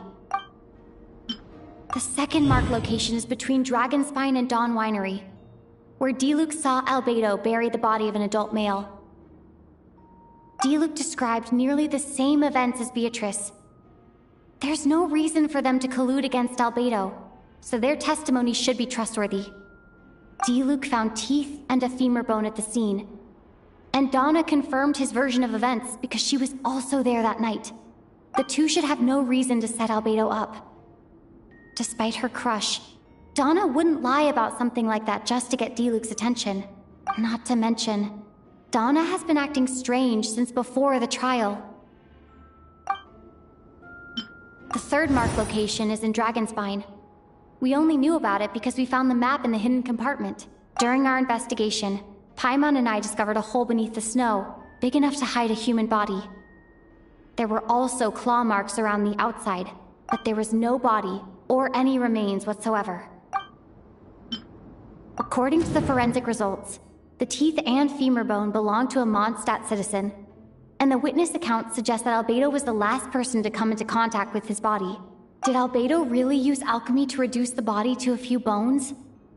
And does that mean he's the killer?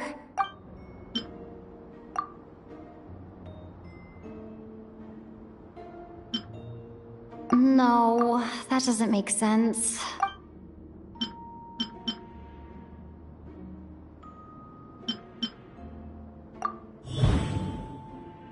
Albedo marked these 3 locations on the map found in the hidden compartment. There are some similarities and differences between them. Based on what we know, all 3 locations were likely used to hide bodies. The holes dug in each area certainly seem big enough, but unlike the first 2 locations, there were claw marks around the hole in the 3rd location, and no witnesses saw anything happen there. Dragonspine is home to all manner of monsters and wild animals. Could some kind of creature have dug up the body? But why wasn't that the case in the other locations? The marks didn't look fresh, which means the hole at the third location has been there longer than the other two. But if the hole at the third location wasn't made around the same time, does that mean it's connected to a separate incident?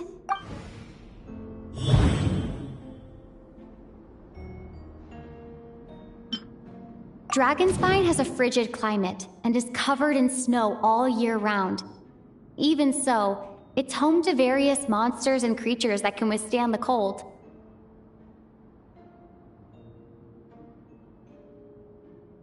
Deep within the mountain lies the remains of an even more mysterious creature, Durin.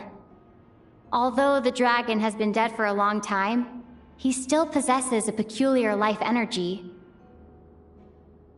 Now that I think about it, a lot of strange things have happened on Dragonspine. Most people know Albedo as an alchemist and the captain of the investigation team, but in truth, he's the Kryta Prince, a synthetic human created by one of the 5 sinners, Gold Rhine-Daughter. Albedo is steadfast, intelligent, and treats everyone with kindness and respect. I think most people would agree with that assessment. He's also a calculated thinker. It's fair to say that if he did commit a crime, it would likely be well concealed. Up until now, Albedo has never displayed any ill will toward humanity, and he also still seems like his normal self. As his friend, I shouldn't reveal the truth about his identity. That would only make things worse for him.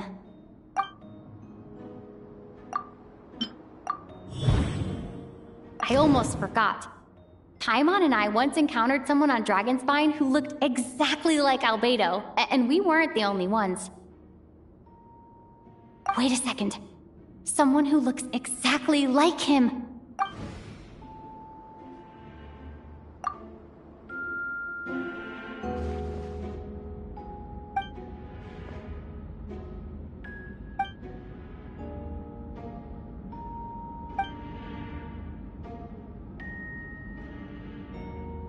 I'd like to address the court, if I may. I was the one who investigated the office, and I believe the results raise a few questions regarding the 2 cases addressed in the previous trial. It was established that after disposing of the bodies, the defendant used alchemy to restore the ground to its original state, but that wasn't the case at the 3rd location. The hole was still there, with dirt scattered around the perimeter. It looked more like something had been dug up. If this was all done by one person, why wasn't the 3rd scene given the same treatment as the others? Why weren't the traces removed? In addition, the markings around the 3rd location weren't fresh, which suggests that the Dragonspine incident happened at a different time. For those reasons, I believe there's still reasonable doubt in this case, and I hope the verdict reflects that. Thank you. Astute as ever, Traveler. Questions there may be, but allow me to point out, there is no evidence to suggest that anyone besides the defendant knew about the 3rd location, and the map was found in his notes. That fact alone makes him the most plausible suspect, unless Mr. Albedo suddenly plans to deny that the map belongs to him. Allow me to respond to the Traveler's point. If all I cared about was proving my innocence, I would indeed do as you described, Miss Hertha, and deny any connection to that map. But that is not what I intend to do. The map does belong to me, and I did hide things at those 3 locations. What? There were indeed bodies at each location. And I did kill and bury someone on Dragonspine. Ha! So you admit it. Let the record reflect that the defendant has confessed to his crimes. You're mistaken, Miss Hertha. The story doesn't end there.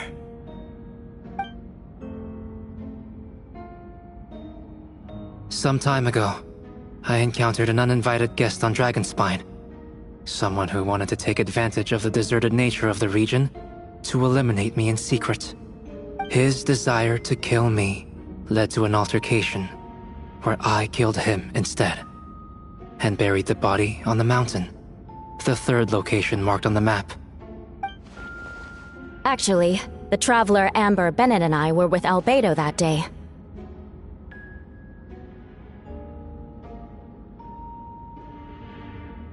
The Adventurers Guild was holding an event on Dragonspine. After it ended, we all left the area.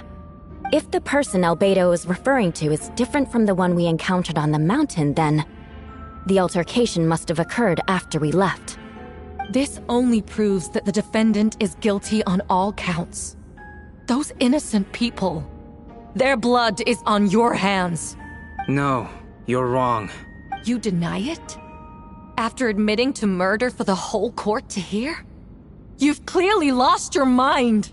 If you would let me finish, Miss Hertha, I could get to the important part. The man who attacked me on Dragonspine was my height, with blonde hair and blue eyes, dressed in clothes nearly identical to mine. So, someone who happens to look exactly like you? Exactly like him? It's one thing to look similar, but for the clothes to be the same? What's going on? I don't want to be here anymore. Regardless, the important thing is that you admit to killing someone on Dragonspine. Yes, I killed someone that day. Someone who looked nearly identical to me. But I never said that someone was a person. I see. Then, it appears I need to withdraw my testimony. What? Everyone! I brought her! Wait, you... The person who just came in, isn't that Hertha? What's going on? Who are you? Why do you wear my face? Hello to you, too. As you can see, this is Hertha, the logistics captain of the Knights of Favonius. I see what's going on here. It's all been leading up to this, hasn't it? Your confession. It was all an elaborate stunt to set me up. You want to undermine my credibility? Fine. It doesn't eliminate the mountain of evidence stacked against you. All I want is justice for the people of Mondstadt. Order in the court. I've been stationed on Dragonspine all these years, because that is where the subject of my research lies. The dragon Durin. Several hundred years ago, the dragon of the East, Dvalin, defeated Durin in battle, and with help from Barbados, sealed his remains on Dragonspine. Durin was created through alchemy, one of the finest specimens of artificial life. As such, death was not a true end for him. His heart still beats and grows more revitalized by the day. My imposter on Dragonspine was a failed specimen abandoned in Durin's stomach. An unsuccessful iteration of the Homunculus project. Homunculus? Are you trying to insinuate that I'm some kind of... homunculus? Because it looks to me like the artificial one is standing right there. Some kind of imposter you dragged in from Dragonspine. So this is what I look like when I fly off the handle. You know, they say imitation is the best form of flattery, but your impersonation has overstayed its welcome. Master Jean, what are you waiting for? We've known each other for so long. You recognize the real me, don't you? The two of you look identical, but judging based on demeanor, the new arrival actually seems more like the Hertha I know. That means nothing. By that logic, I could just as easily accuse the Albedo in this room of being an imposter. How do we know he isn't the fake one? A cold-blooded killer who replaced the real Albedo long ago. Then, how about something only the real Hertha would know? The longest scar on my body. The knights who fought alongside me that day should remember where it is. I remember. Let's hear your answer. I'd like to hear Miles' answer first. Huh?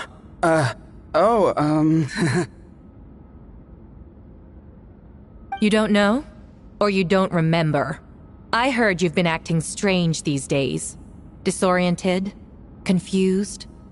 You were closer to me than anyone during that battle. And yet you don't remember a thing. Strange indeed. No, my head. It hurts. The scar is right here. Why the nerves? I can't imagine this comes as a surprise. Unless your informant in the Knights of Favonius failed to mention the scar on Hertha's left arm. Albedo has done a lot of research into beings like you. If you deny it, then show us your arm. No need to panic. You can just add it now. You excel at changing your appearance, don't you? Or, I should say, all spawn of Durin's life force have that ability. A powerful life force, an appearance you can change at will. Yet here you stand, formless one, paralyzed to act. Because you're worried using that power could affect your accomplices. Accomplices? Then Miles must be one of them. There are others too. Most of the beings under the influence of Durin's life force have gathered here. And yet, their presence is what impedes her from taking action. Once you attempt to transform, all who surround you will be affected by your power.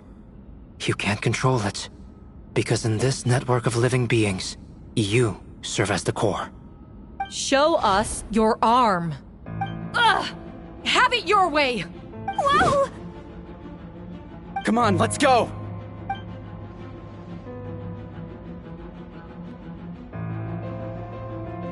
Hey! They're shielding the imposter! She's trying to get away. Stop her! Don't let anyone stand in your way! There are others trying to get in! Must be more people under her control! Time to get moving, everyone. Whoa! She just leaped across the room! After her! It's time. All units move out. Third company, keep on the imposter's tail. We finally have a chance to talk. But before I explain the events of the past few days, I'd like to make a few things clear. First, I never killed any of my fellow citizens, and I never used human remains as part of an alchemical experiment. Second, the events of the past few days were all part of a plan. Most of the members of our order were in on it. As for the witnesses, Master Diluc picked up on the situation long before today's proceedings. Indeed. Follow me.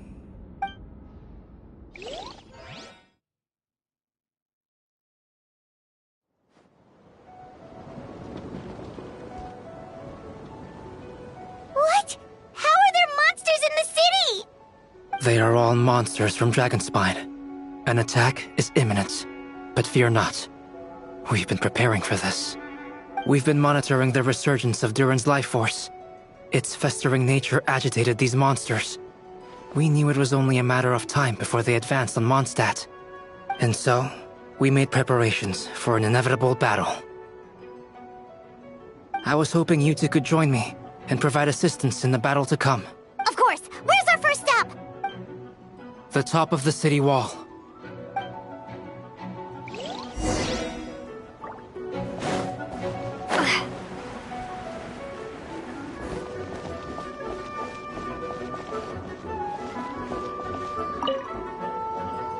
Master Jean, headquarters should be secure for now. We responded in time and had enough manpower. We can even spare some for mobile support across the region. Good. Our intel suggests that the monsters from Dragonspine could be disguised as Mondstadt citizens, so be sure to exercise caution. Oh, and my divination revealed there are also regular people under the influence of some strange power. Not all of them are monsters. Yes, so for those people, the aim is to subdue, not harm. Before you attack, make sure to figure out what you're dealing with. Understood.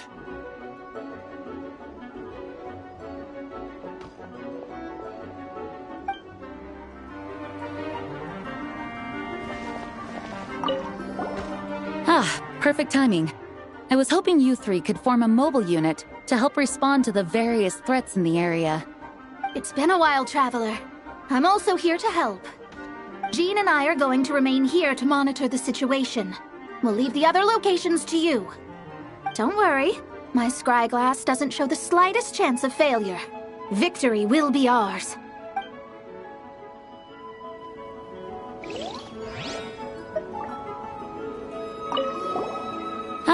Perfect. It's been a while. Jean and I are Don't worry.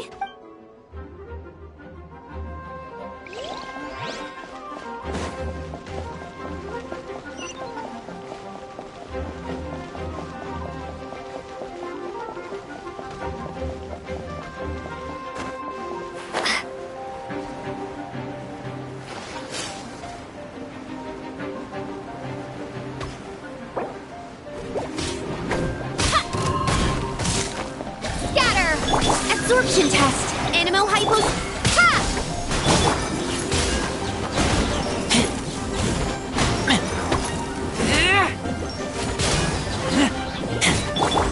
Scatter. Germinate. Odds revealed by Captain Albedo, honorary knight, and your floating companion. Some of the people around here are acting strange. Be careful.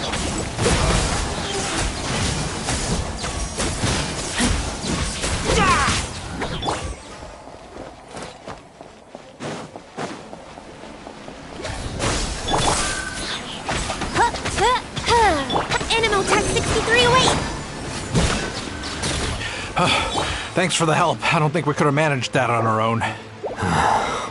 I hope everyone's alright. We really appreciate the help.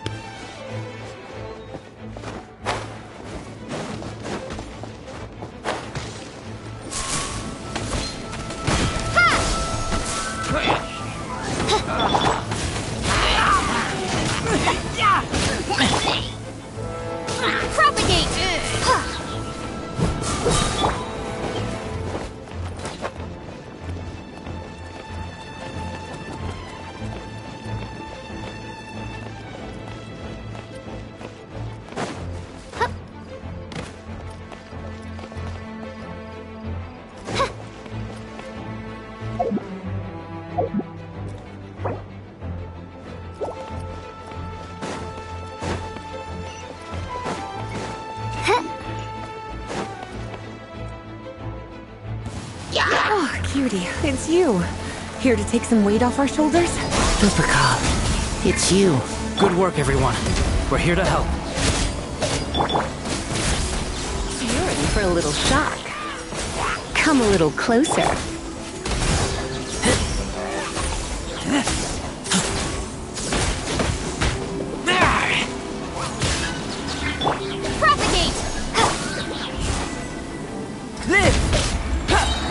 Feel this ancient power.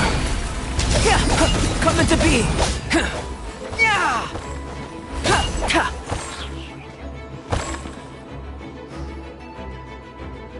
Whew. It's been a while since I unleashed my lightning during Windbloom. It happened a lot before? Unleashing lightning on people? No. Once in a while, maybe. It sure feels good to let loose, though. My old professor even wrote to me about that a few days ago. Of course, I made sure to emphasize that I always treat others with kindness. It's only natural for a student to inherit their teacher's ways, after all. And mine was a gentle old man from the Spontamod school. So you see, this time I only used gentle methods of electrocution. So gentle, even Jean would have no reason to intervene.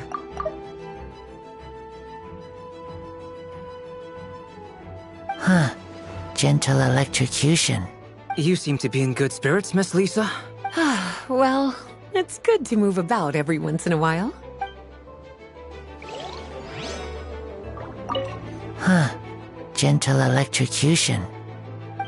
Well, it's good to move about every once in a while.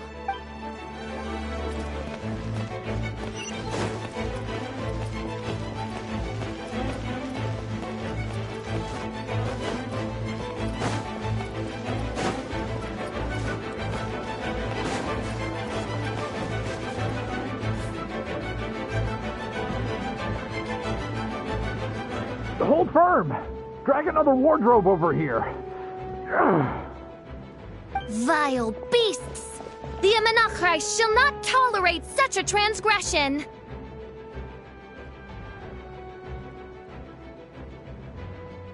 Ah, that's the Traveler's voice. You arrive at a most opportune time, vassal. Sword at the ready.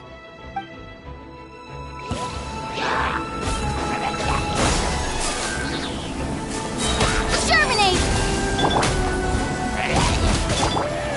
I summon thee!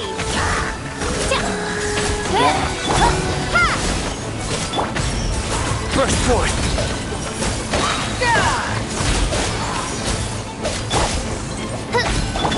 Scatter!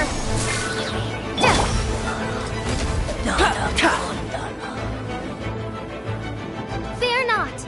The foul monsters have been cast into the void! Mein Fräulein means to say that you should refrain from going out for the time being. We will continue to protect this area. All right. Oh, thank you. Thank you so much. But, I've never seen a bird that can, talk. No need to worry. I'm Mein Fräulein's humble servant. Please rest assured, I'm not a danger to you. Oh, no, of course. I didn't mean it that way at all.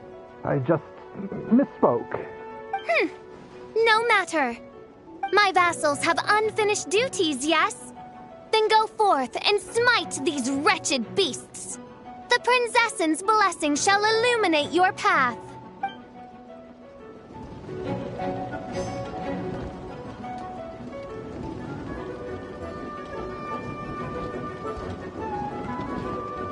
By royal decree.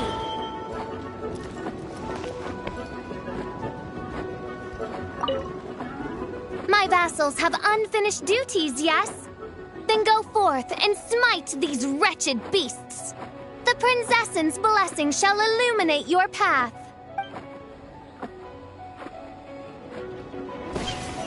As you wish, mein Fräulein. My vassals have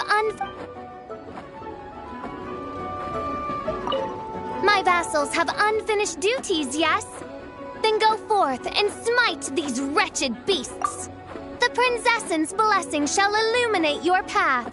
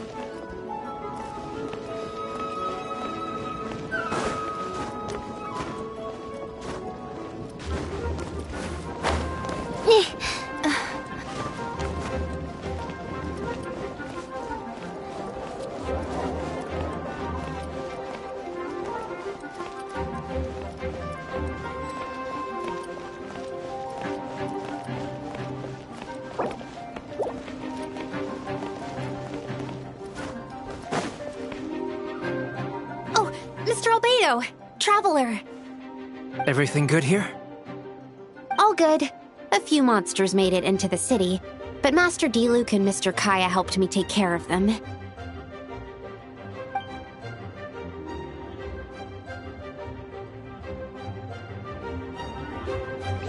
Oh no! More monsters! They're faster than I imagined! Huh? Don't tell me they've got a cavalry unit too. Talking isn't going to get us anywhere.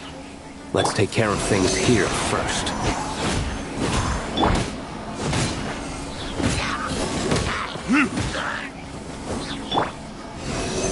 All right, all clear. We should check the situation outside the city gate. Take care of this, Sucrose. The young master and I are going to eradicate some evil outside. Oh, okay. But, I think you should hurry up, Mr. Kaya. Master Diluc is kinda leaving you in the dust.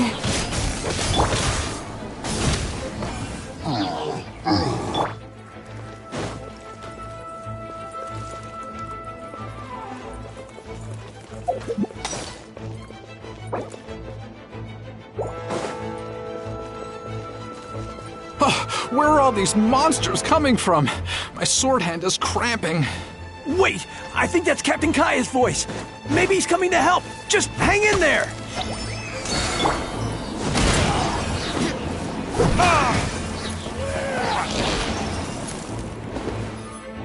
Fantastic job defending this place, you two. We'll take it from here. Oh, Captain Kaya, Swan is... Hey, I'm fine. It's your leg we should be worried about. Swan, Lawrence, you should both get treated at the church. Don't push yourselves. We'll take care of things here.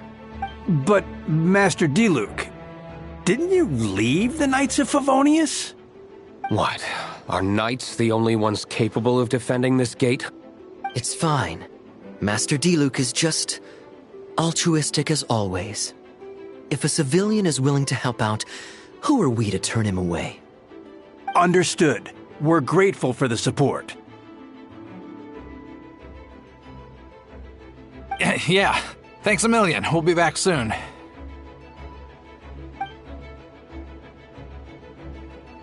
I have some spare time right now, so I was planning to make some potions to help the people fighting.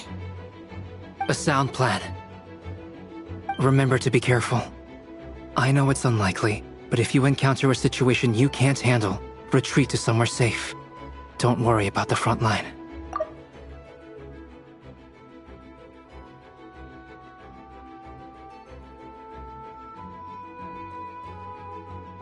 Understood.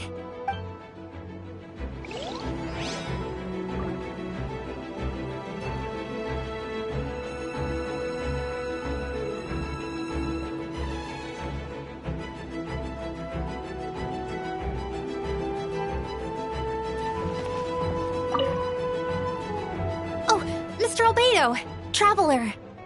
Everything good here? All good. A few monsters made it into the city, but Master Diluc and Mr. Kaya helped me take care of them. I have some spare time right now, so I was planning to make some potions to help the people fighting. A sound plan. Remember to be careful. I know it's unlikely, but if you encounter a situation you can't handle, retreat to somewhere safe. Don't worry about the front line. Understood.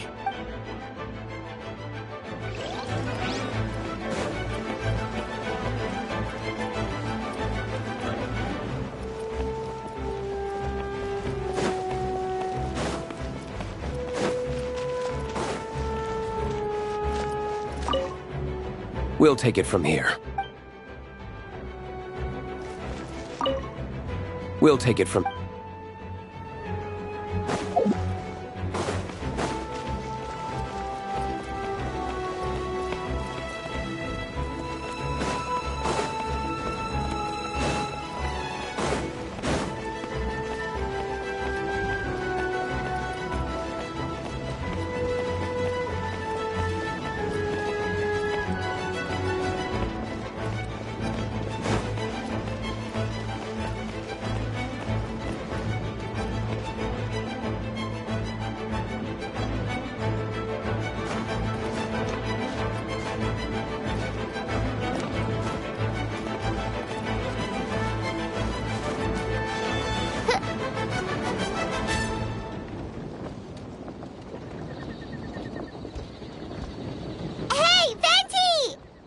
Shoot, someone's coming. Help me! Please! Someone help me! What's with the freak out? It's just us. Ah, perfect. I can drop the act. Sorry, I thought you were regular citizens. It's about time. I think we can proceed as planned. I agree. Although, it's been a while since I dealt with something this big. Oh, it's gonna be pretty exhausting. Don't worry. I'll treat you to a drink for your trouble. Haha! Just what I wanted to hear. So, these two know the other's identity then?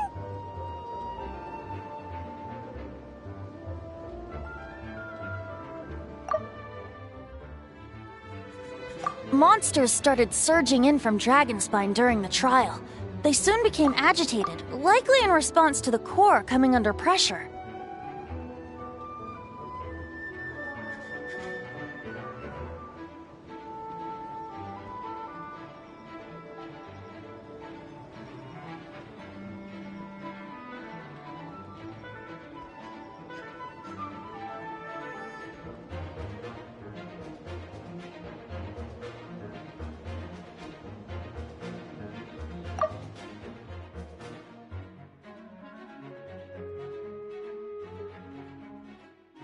Still, I never expected those monsters to have become this advanced.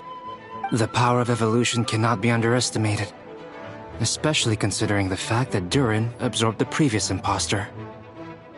Wait, so what about the map? And the missing bodies? What the witnesses saw was true. I did hide those bodies. As I monitored the situation on Dragonspine, I noticed that many who ventured there came back different.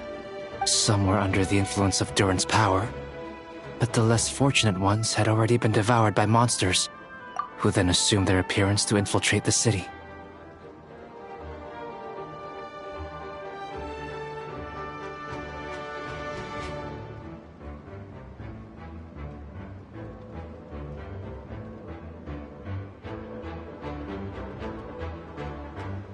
Most of those who were replaced had no close relatives, so when their behavior changed, there was no one to notice.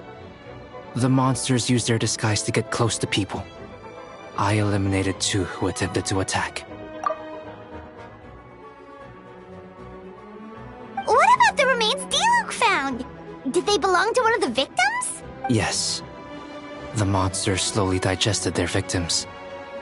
Sometimes, they even left behind body parts to aid the transformation. All that remained of the first victim was a few strands of hair, and the second, some teeth and bone. The only bodies Albedo destroyed were the monster's mimic forms.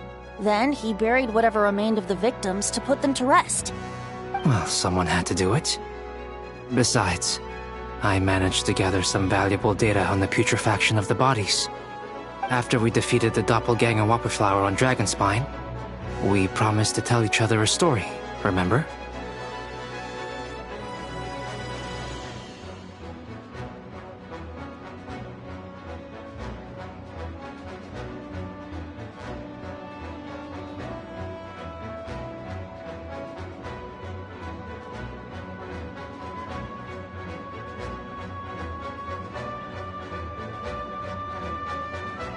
I'm glad. Then you remember what I told you about Subject 2? In his pursuit to replace Subject 1, he transformed a Whopperflower into Subject 3. Yes, that would be Subject 2. I confronted him and buried his body on Dragonspine. So, you see, at one point, there was something hidden in that hole you found. But Durin is becoming more revitalized by the day. Under the influence of his power, the monsters dug up Subject 2's body and returned it to Durin's stomach. Durin absorbed the failed creation along with his knowledge and way of thinking. Ever since then, all creatures spawned from his power had the ability to transform their appearance.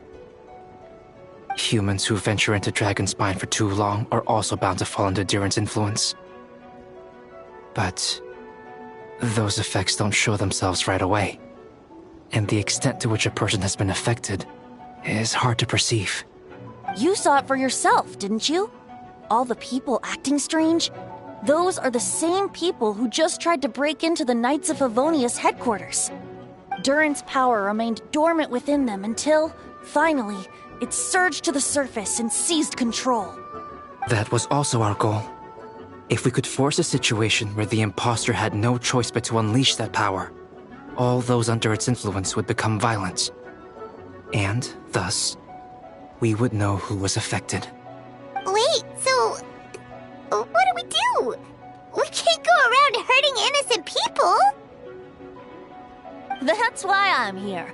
It would make me look bad if I just lazed around after promising to help. We will use the power of Anima to restrain them for now. That should give the Knights the chance to subdue them without harm. A specialized team will deal with them later. Alright, that's the long and short of the situation. It's time to activate that thing, right? Yes. So, if there are little secrets other people shouldn't know, my identity, for example, keep it to yourself, okay? Alright, this should do it.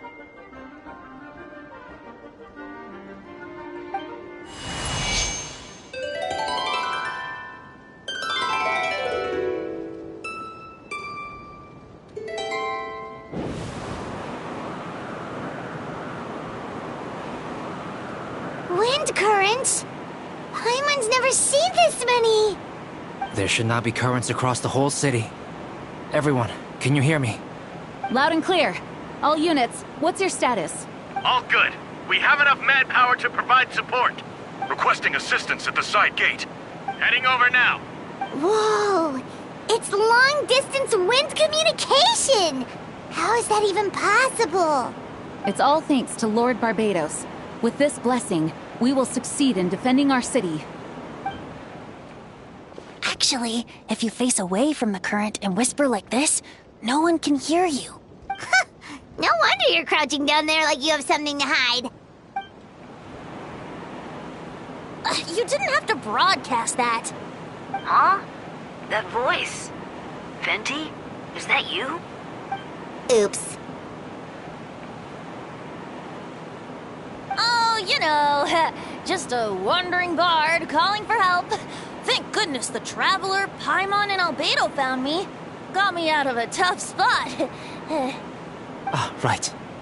Now that you're okay, we should check on the status of the other areas.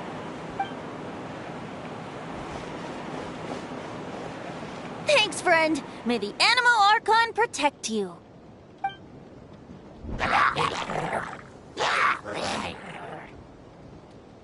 I've got things covered here.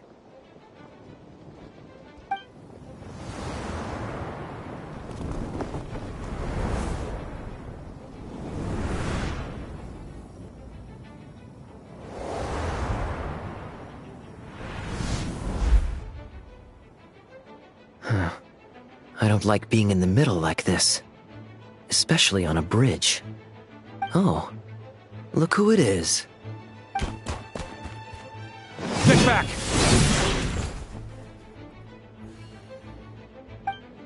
Phew. That was a close one. I suppose thanks are in order, Master Diluc.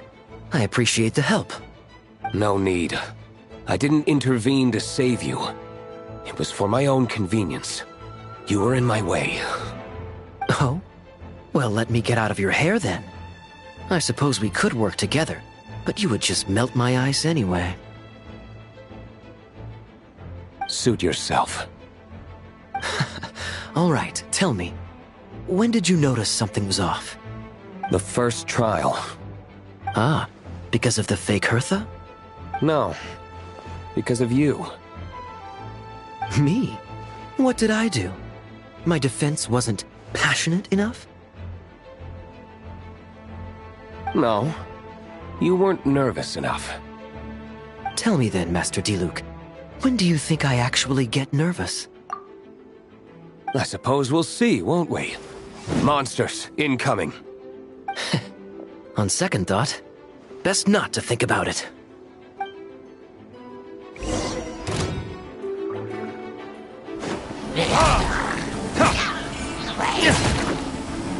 This moment will be frozen in time.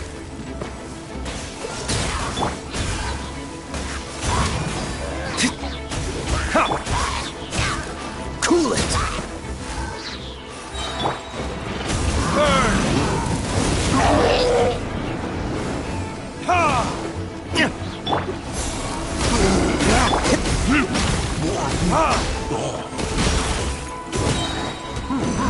Verdict is...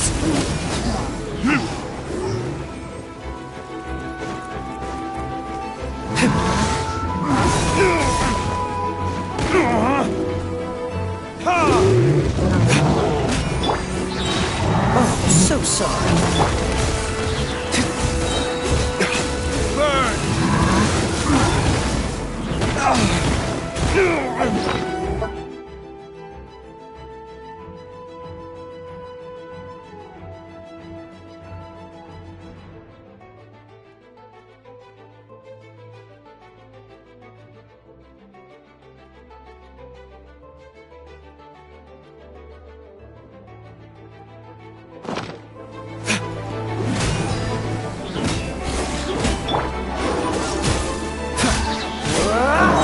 This moment will be frozen in time.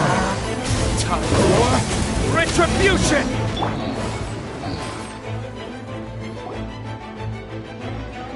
They're over there! Diluc, Kaya! If you had time to make it out here, I'm guessing the other areas are secure. What? We can't be here because we care? Maintaining control over the main road means maintaining control over the battle as a whole. You made the right choice. So what's the status over here? All under control. Don't worry. My trusty civilian volunteer and I have this area covered. I think you mean the man who held the title of cavalry captain before you. We don't have to bring that up. Well, keep up the good work. We'll go check on the status of the other locations. Good luck. Oh, and I wanted to thank you for what you said in court. If I'm not mistaken, you were on my side by the end. Believe me, he's had his suspicions since the first trial. I suppose it just didn't feel right to believe that someone who helped me in the past could be a cold-blooded killer. Aw, that's so sweet. Thank you for trusting me, and for choosing to fight alongside us. As for you, Kaya, good work, as always.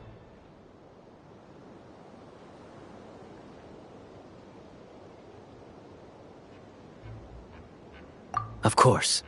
Stay safe.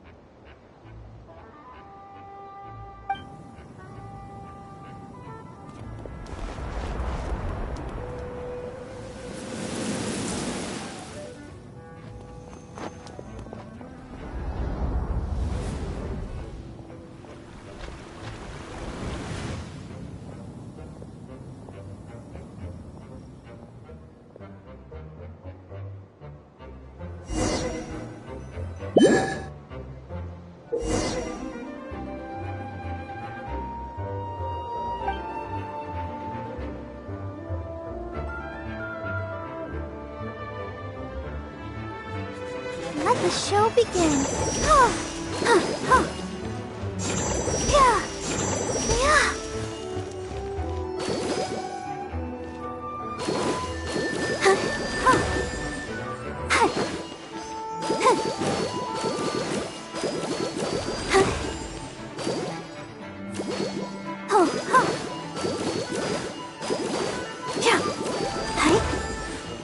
Let's dance.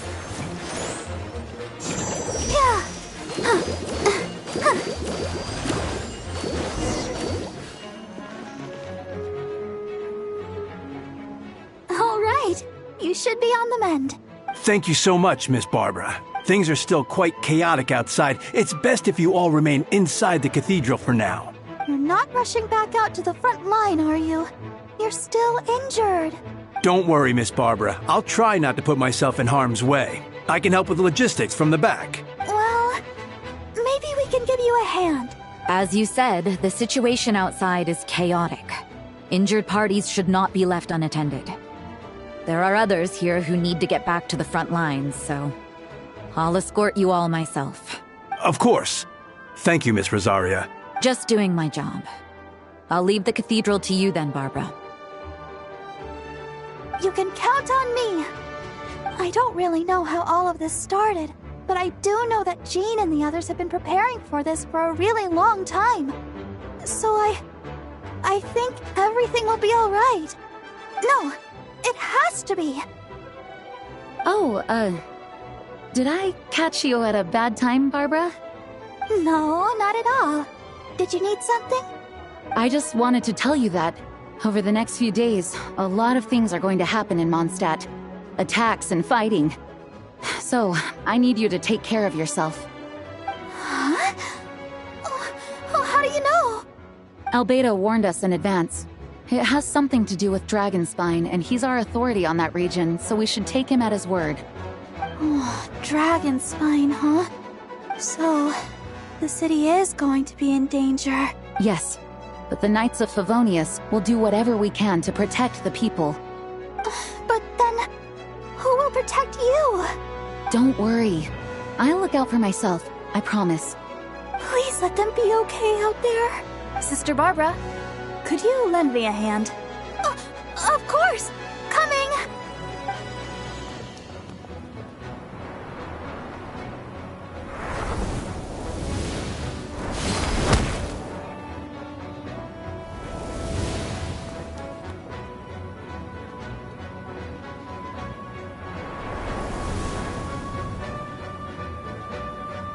here! Prepare for battle! On guard, everyone! Incoming monsters at 11 o'clock! Looks like we've got 25 hilly churls, 2 blazing axe mida churls, and a bunch of different slimes. Prepare elemental countermeasures! Roger that.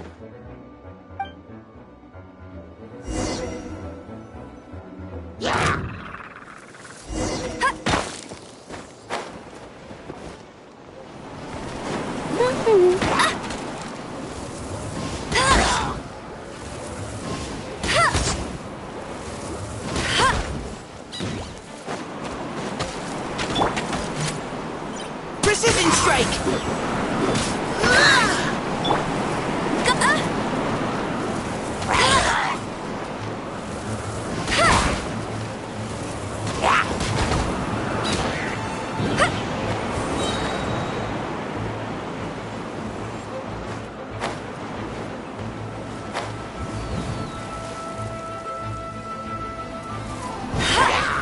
No one escapes my sight! Neutralizing threats! Now's our chance! Get him!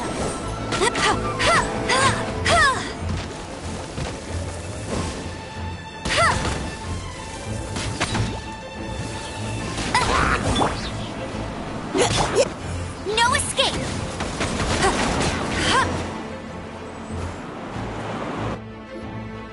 All units are now in position. Hertha! Ah, jeez, your voice scared me just now. What? Still caught up in the imposter incident? I thought you knew about the plan. Well, after you up and disappeared one day, all Master Jean told me was that you'd be gone for a while on an important mission, and that it'd be better if people thought you were dead. And then, what do you know? Someone who looks exactly like you appears out of nowhere 2 days later. If Master Jean hadn't told me about your mission, I would have fallen for it hook, line, and sinker. Yeah, that's quite a scary thought. I get chills just thinking about it. A monster replacing someone close to you, and you're none the wiser. Don't worry. Once this is over, these monsters won't be a threat to us again. Albedo! Are you okay? The trial wasn't too hard on you, was it? I'm sorry I couldn't be there. I was so worried. Same here. I thought it was all real at one point. I was in complete shock. So, you didn't know, Amber? Then it seems Eula did an excellent job at keeping the situation under wraps. And no need to worry, you two. I'm no worse for wear. That sounds like Eula, all right. She's like an impenetrable wall, that one. You're not getting a secret out of her.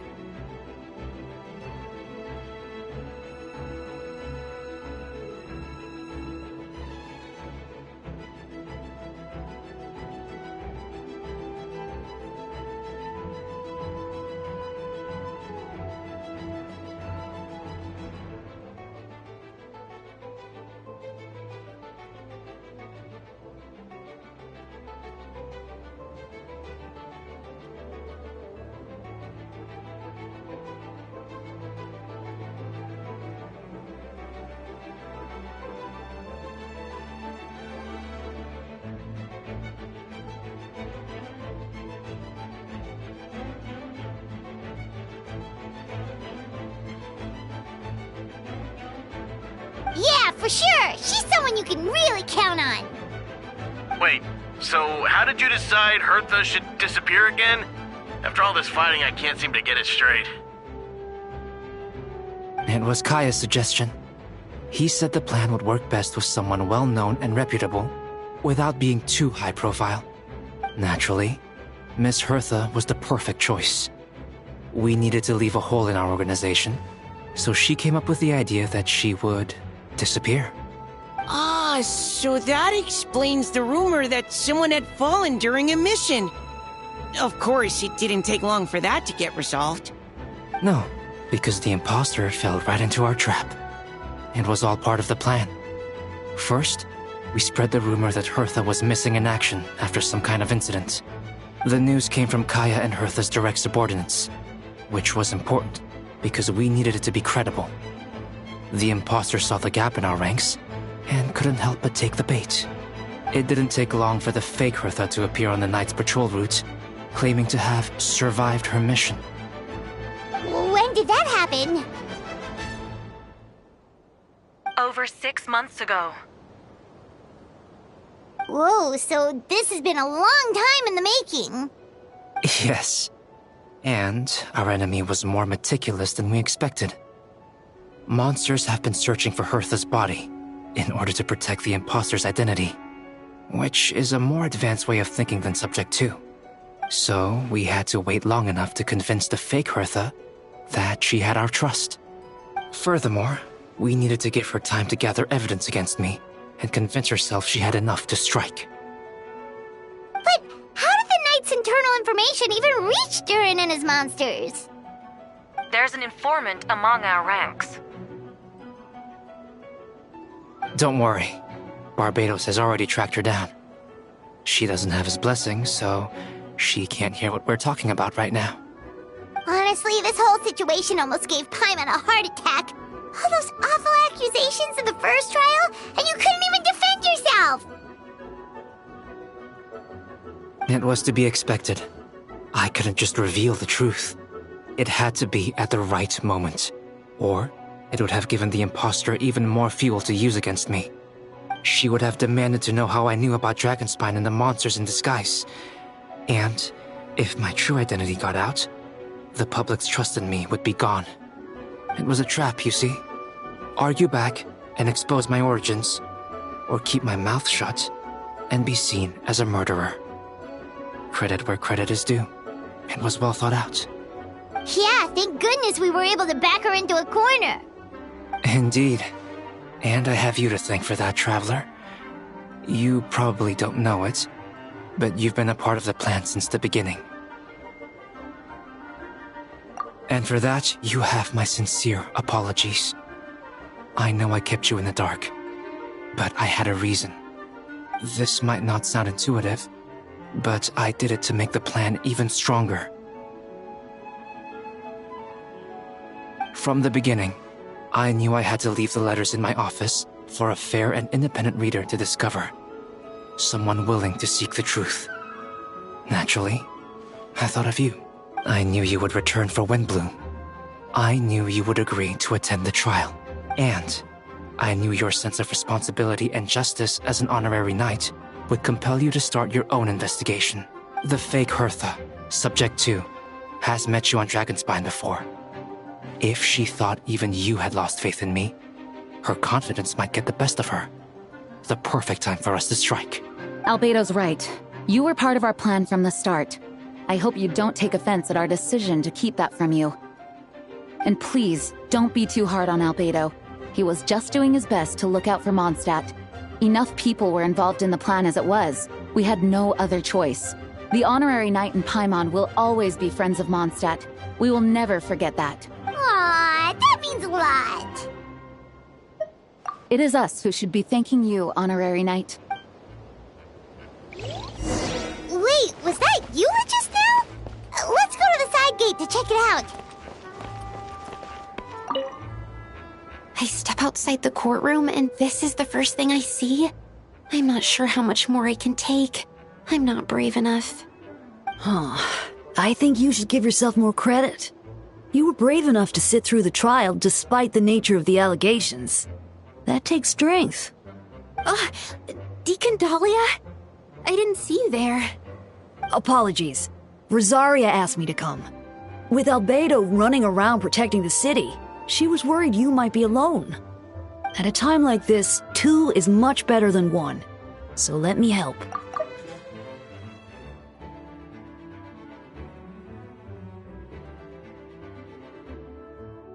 Oh, thank you. I didn't think Miss Rosaria even remembered me. Of course she does. She spent all that time monitoring Albedo. It's only natural that she remembers his most dedicated student. Oh, yeah. So, after all this, I doubt Mr. Albedo's identity will be a secret, huh? Not to the higher-ups, at least. As far as I know, he shared that information with close members of his order long before these events. Huh? Perhaps I spoke too soon. You do scare easily. Oh, sorry. I guess I didn't expect Mr. Albedo to just reveal it like that. I'm sure he felt the time was right. Besides, you know the truth. I know the truth. It doesn't change anything, right? When Mr. Albedo told me in the library a few days ago, I was pretty shocked. But more than that, I was amazed. Not afraid? No, not afraid. I trust in knowledge and science. And I trust in Mr. Albedo as a person. Huh. I just noticed, Deacon. There aren't any wind currents around us. We lucked out on that front. Otherwise, that conversation would have been for the whole city to hear. Oh? That's how it works? That could have been so embarrassing.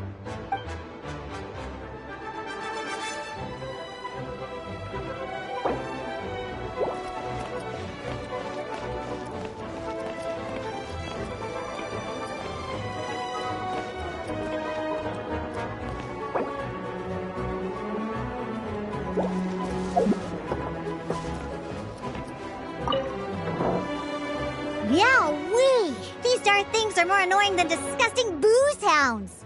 Albedo, Traveler!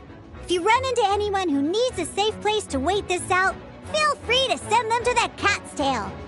I'll be here to watch over things so the tavern will be safe. Thank you, Diona. We'll be sure to do just that.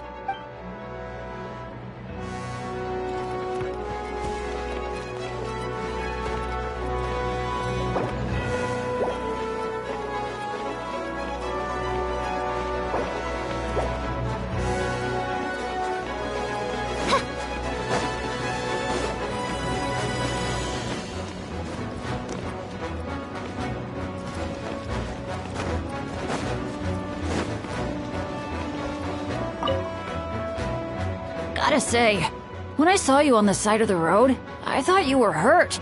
Not about to whack me in the head. Oh gosh, I'm so sorry about that. I was trying to run away, but I just couldn't keep going, so I pretended to be unconscious.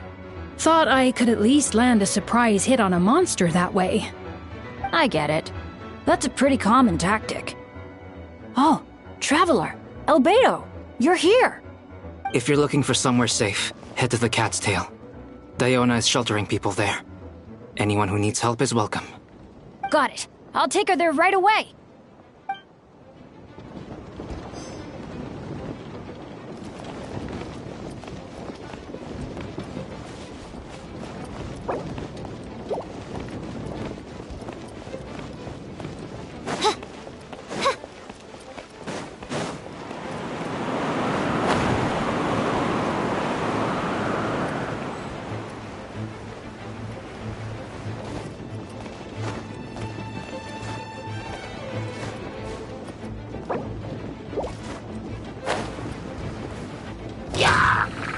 Captain Albedo, Honorary Knight!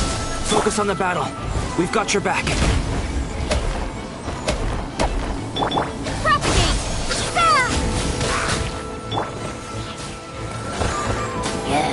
Steady as stone.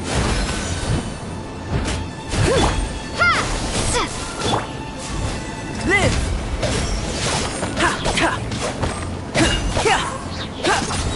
Burst forth!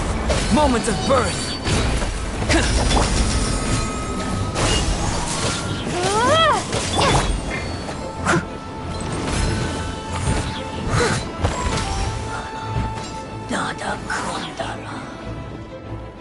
Thanks for the help.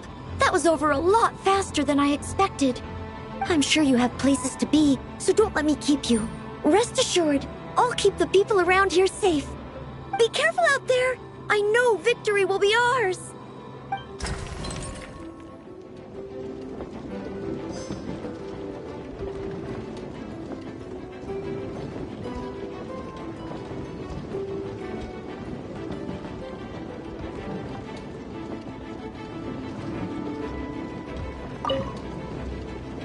Thanks for the help. I'm sure you have places to be. Be careful out there.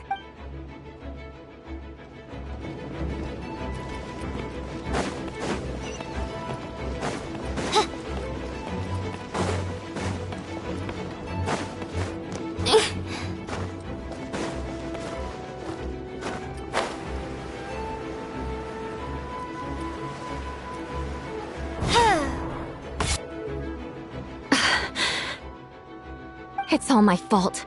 I knew Klee was fast, but disappearing like this? I only lost sight of her for 1 second. How am I going to explain this to Albedo? Explain what? Albedo! Traveler! Paimon! What brings you here? We're providing mobile support across the region. Was there something you needed to explain? You can tell me anything. I hope you know that. Yeah, plus we kinda already heard what you said, so...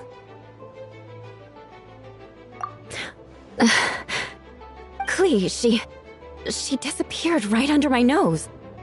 I'm sorry. I'm doing all I can to find her. I see. Please don't beat yourself up. Klee is... Wait! Something's coming this way, and it doesn't look pretty! Alright, fighting first, conversation later.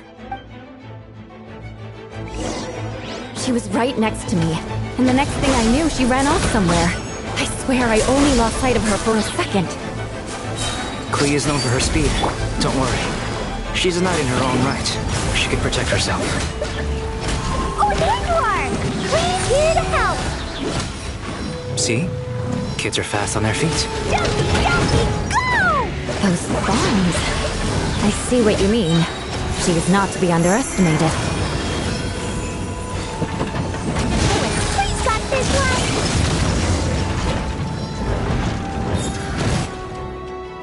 We won! Great work, Klee. I'll be counting on you to protect Eula next time, too. Albedo, you can't be serious. No problem. Just leave it to Klee. Are you going on patrol, Mr. Albedo? Klee heard you went camping for a few days, and these monsters followed you back home. Camping. Ah, right. The truth isn't suitable for little ears. That's right. So I need to report back to Master Jean to settle my expenses.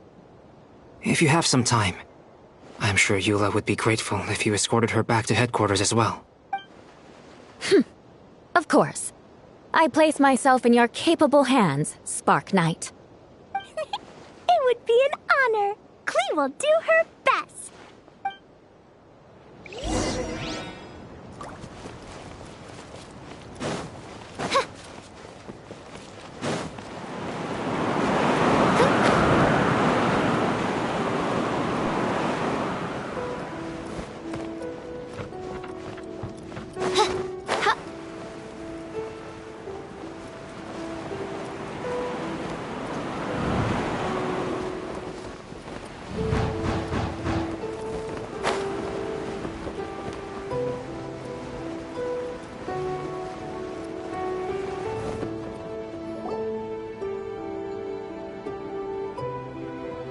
That should be it for now. Good work, everyone.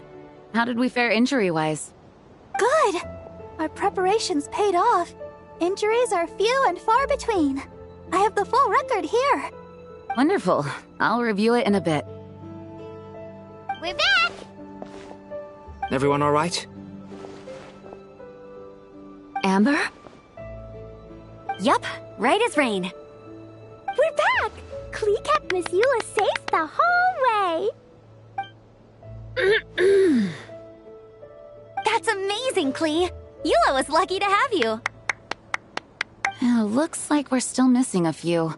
Reporting back, Master Jean. Mission complete. Good to have you back safe and sound. And great work, everyone. This operation could not have happened without you all. Your leadership is what made it possible, Master Jean. It's been a busy few days. You should take a well-deserved break. I will. But I believe you deserve one most of all. My work isn't finished, I'm afraid. I have a few loose ends to tie up. Loose ends? Ah, yes, of course. We can talk about it back at headquarters. The Traveler and Paimon should be there too. All right. Everyone who has finished their work should head back to their quarters or to the church to get some rest. Want to come with us, Klee? We can drink some tea and eat some freshly baked moon pies. Yes! Yes!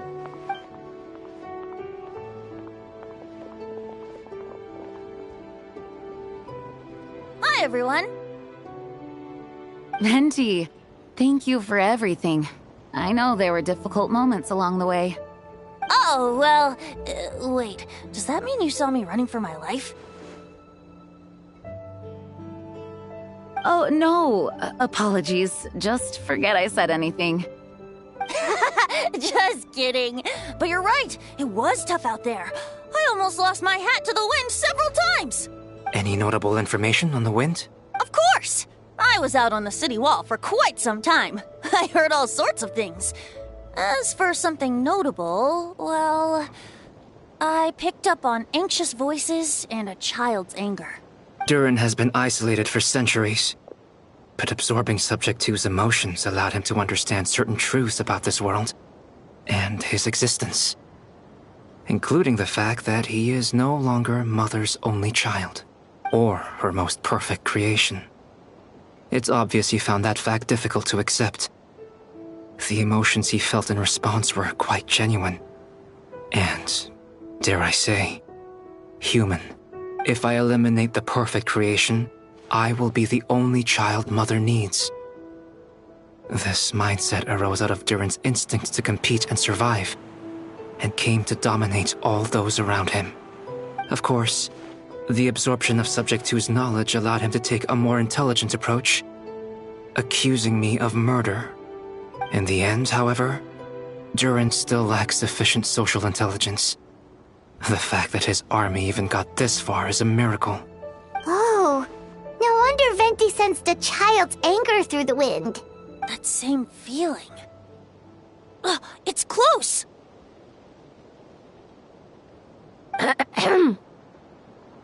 Miss Phonia. Here to make your report? Oh, nothing much to report, actually. Huh. Is that so? During the battle, we were talking about your transfer to the 7th Company. You were in charge of patrols and post-battle reconnaissance this time. How did everything go? Good. No problems. I see. If you don't mind me asking, why did you come from that direction? And why are you alone? Did you think we were still meeting at the side gate? There was a change of plans. We sent the message over the wind in the last few minutes of the battle. I see. If you don't mind me asking, why did you come from that direction? And why are you alone? Did you think we were still meeting at the side gate?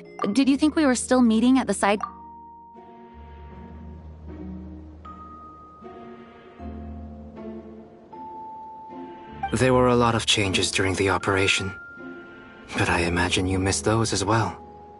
Because you're under Durin's influence, and you have been since your trip to Dragonspine over 6 months ago.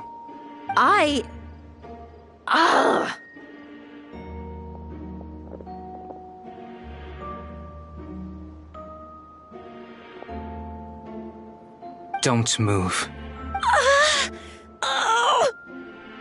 Let's continue this discussion back at headquarters. Don't be scared. I'll figure out a way to free you from his power soon.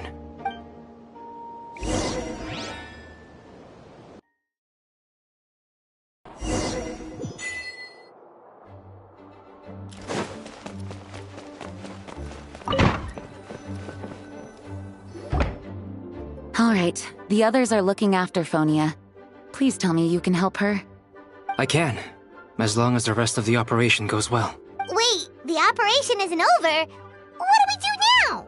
What happens next is more of a personal project. I've consulted Venti about the possibility of calling a tripartite conference. Ah, yes.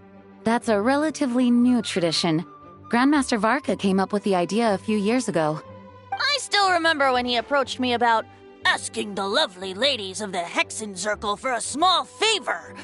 The chumminess caught me off guard. If I hadn't known any different, I'd have thought he was talking about his older sisters or something.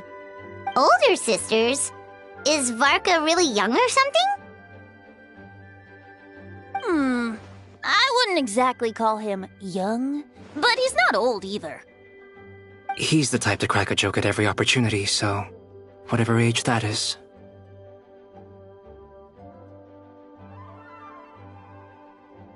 Indeed. Anyway, the Tripartite Conference is a gathering of 3 parties: the Hexen Circle, the Animo Archon, and the joint forces of the Knights and Church of Favonius. Lord Barbados was able to facilitate a meeting between Varka and the mages. Varka has quite a way with words, so he was able to gain their favor and convince them to agree to a very important request. Namely, that in Mondstadt's greatest time of need, the mages would return and lend their aid to our nation. Yes, and now I have a request of my own. So I need the conference to convene once again. Venti, if you would. Of course! Traveler, pass me the Dodo communication device. Huh? You're gonna use that thing to call them? Just watch and learn. Okay, I think this should do it.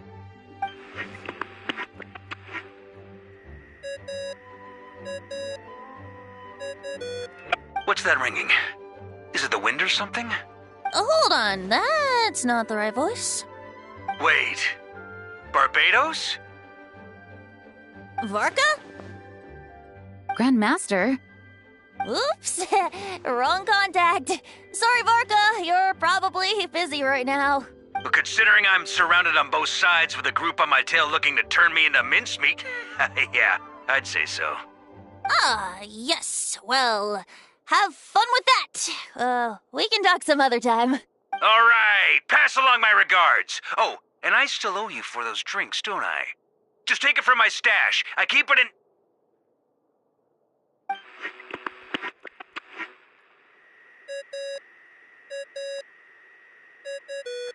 Hey! He was just about to tell us where to find his secret stash!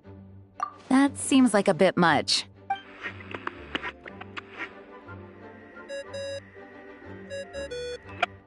Hello? Who is this? Greetings, Miss Alice. It's Venti. Venti? Nope, it doesn't ring a bell. You're really gonna tease me like this? Fine. It's Barbados. Apologies, just a bit of fun. What can I do for you, dear Barbados? You still remember the tripartite conference, right? I'm calling on behalf of a friend. He's asking for a meeting. Oh? And which brave soul is it this time? It's me, Aunt Alice. Albedo, captain of the Knights of Favonius investigation team, requests a formal meeting with the Hexencircle.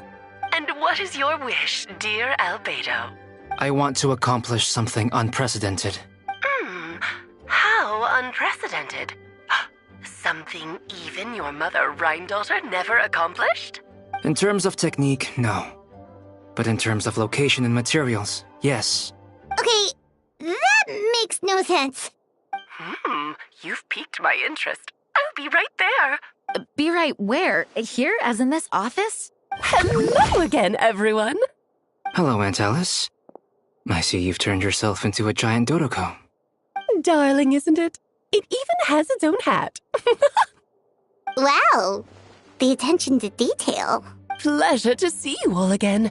It's been a while. On behalf of the Hexencircle, I hereby grant Albedo's request. I'm guessing you still need to prepare? Take your time. Just come find me at the long table when you're ready. Aw, that's nice of you. I suppose it's just my nature, darling. Thank you, Aunt Alice. Before we set out, there's someone you need to meet. Head to my office. He's waiting for you there.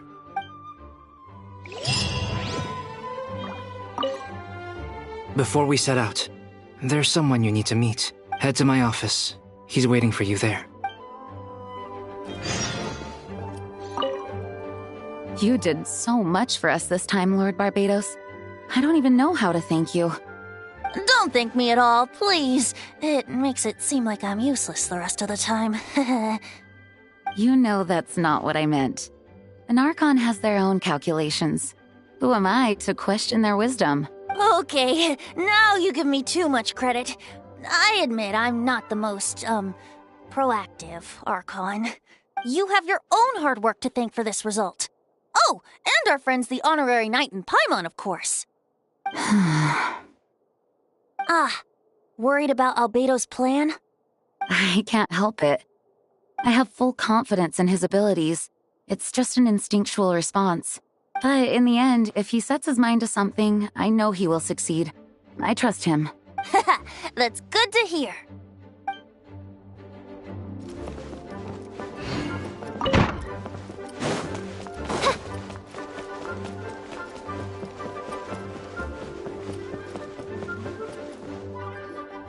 Hey, have you ever wondered why Albedo always keeps his office closed? Paimon there's a secret snack stash hidden around here somewhere. Ah! Hey! Not so loud! Mini Durin? What are you doing here? Well, actually, I've kind of been helping you guys in secret this whole time. I tried tapping Paimon on the shoulder during the battle, but you floated away too fast. Yeah, I've been in Mondstadt for a few days now, but I've kept myself out of sight. I thought people might be scared of me. Oh, don't worry. We aren't scared of you. Thanks. So, what brings you here? Oh, is it Windbloom? There are a ton of fun games this time of year. I did sneak off to the festival for a bit. Even though I couldn't play the games because of all the people, I still had a lot of fun. But that's not why I'm here. Albedo and I made a promise to accomplish something great together. What do you mean? I'm gonna replace the Durin on Dragonspine. I'm gonna be the one who is revived and brought into this world. Wait, didn't that already happen? You left the storybook world, and now you're here. Sorry. I should be more specific. Albedo said he can use alchemy to turn me into a human. What? Yeah, he's been working on it for a long time. And that's what you want, Mini Durin? To become human? I don't know if want is the right word. I don't even know if there's a right answer in a situation like this. But I do know this. I have just as much of a right to this name. I don't want to lose to the other Durin. I know. Albedo talked to me about that. He said the Durin on Dragonspine is a lot more aggressive and primitive. Almost like a beast. But Mom created me in a storybook. The pure parts of me can balance out the evil parts of him. If I'm honest, I don't know what that will look like. If I can still be me once I become one with that part of him. Maybe without a complete soul, there was never really a me to begin with. Albedo said these kinds of questions are normal. We're all just trying to figure out who we are. But I'm not afraid of change. I want my life to have meaning. And suppressing an evil dragon, becoming human, both sound pretty meaningful to me. So don't worry. No one is forcing me to make this choice. Well, turning you into a human sounds like a huge project. Yeah, I'm really grateful to him. We're kind of in the same boat, you know? Albedo told me he's the Kryda Prince, a synthetic human. And if this works, I'll be one too. We will be the only two of our kind in the whole world. Alchemical creations allowed to live in human form. If all living things are grouped together by species, and there's only one other person like me in this world, I guess that makes us family. Definitely. You've just gotta trust one another. Actually, while we're on the subject, does your friend Hakai know about this? Yeah. I told him I was coming here to fulfill this, duty. He didn't try to stop me. Just told me to get a move on then. He didn't say it outright, but I think he supports my decision. Maybe he even thinks it's a good idea to go through with this. I'm a little scared, of course, but excited too. Anyway, I'm really glad I got to talk to you at a time like this. I feel a lot better now. So, thanks.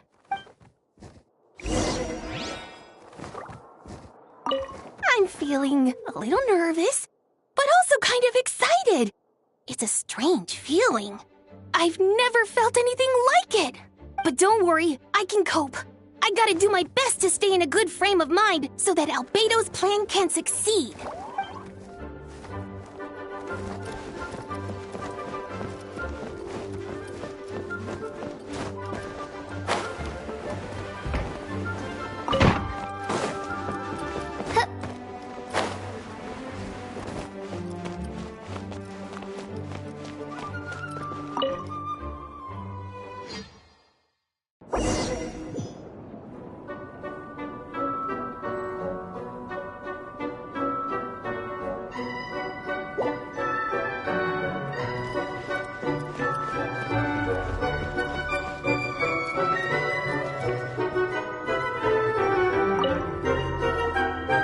Welcome, one and all. Please sit wherever you like. So, no unspoken rules to be aware of? I don't want to unwittingly park myself down on some important lady's chair. I highly doubt anyone's going to mind where you sit, Lord Barbados. But thank you for being so considerate. Jean didn't fancy tagging along? A lot happened in the city today. If she left, there really would be no one around to lead the Knights of Favonius. All right, never mind. I was just hoping to treat her to some tea. So, tell me, Albedo, what is this outrageous and audacious plan of yours that I've been hearing murmurings about? I'll get right to the point. I intend to kill the evil Durin in Dragonspine. Oh? And I'd also like to request some alchemical reagents from the Hexen Circle. Which ones? I'm all ears. First would be the flesh of that immortal monster from the Mare Javari. Interesting. What else? The other is a portion of the embryo left by my mother, Rhine-daughter. Ah, the raw material from which she created her monsters in the past. There's not much of it left. Dragon blood, monster flesh, and embryo. Sounds to me like a formula for creating life? Correct. Durin's heart has continued to beat ever since the day he died. That means it's just a matter of time before he eventually returns. It could be centuries away, or millennia, but the day will come. I've spent years investigating in Dragonspine, so I'm well aware of the danger he poses. He has already posed a considerable threat to Mondstadt at less than half of his original strength. There's no telling how dire the consequences could be if he ever regained his full life force. Hence, if we want to be free of the dangers posed by his blood and limitless vitality, we must find a way to eliminate Durin entirely. Unfortunately, Durin is a special entity. Even after death, he could reawaken at any moment. So, the solution is to kill him, and then resurrect him in a different form. Upon resurrection, he will no longer be the creature he once was. In fact, he will no longer be a monster at all, because I intend to transform him into a human-like being. During the summer, Klee and I visited a fairy tale world called Simulanka. It was created by mages from the Hexen Circle, so I'm sure you know of it. Of course! It was even the home of one of M's children the other Oh, I see. It was during that journey that I learned, with certainty, that Durin would return to life one day. That experience inspired me. I met the pure soul M had created, and I knew if I wanted to change Durin's fate, he could be the key. To that end, I devised an alchemical model for the transmutation. The soul will come from the fairy tale dragon of Simulanka, the blood from the original dragon's heart, and the monster remnants from the Mare Javari and the embryo mother left behind will form the flesh. The corrosive nature of the dragon venom and the heightened vitality of the monster remnants will offset each other, keeping the constructed body in perfect balance. A powerful side effect can be triggered when festering forces and life energy collide. In an alchemical setting, the results are sure to be nothing short of astounding. The glint in your eye when you talk about these ideas. You really are your mother's child. Do you see that as a bad thing, Aunt Alice? Of course not. To me, you're both extraordinary individuals. I find you fascinating. In any case, now I see why you asked Venti for help. The raw materials you seek are extremely valuable. The misuse of even the tiniest amount could cause unimaginable chaos. That said, we're happy to give you what you need. But there is one condition. You need to prove you can wield them. And so, you must pass the Hexen Circle's trial. I understand. I figured something like this might happen. That's why I asked the Traveler to come along. I can think of no better partner for such an endeavor. So you know our tricks, huh? Aunt Alice has always loved the spectacle. Any chance to witness friends come together to support one another. Well, success means little if you have no one to celebrate it with, no? Although, I'm afraid dear Paimon will have to sit this one out. The Hexen Circle trials are no walk in the park, my dear. Besides, I already decided on the structure. There's only room for 2 participants, I'm afraid. No more, no less. You understand, don't you, Paimon? Oh, don't be too angry with your dear aunt. Okay. You can turn off the charm. Paimon will stay behind. Thank you for being so understanding. Then, whenever you two are ready, interact with the chessboard on the table. It will guide you through the trial. Then let me make a formal request. Will you go through this trial with me? Are you ready, traveler? Then, my dear children, get ready for a taste of the Dodo King's magic.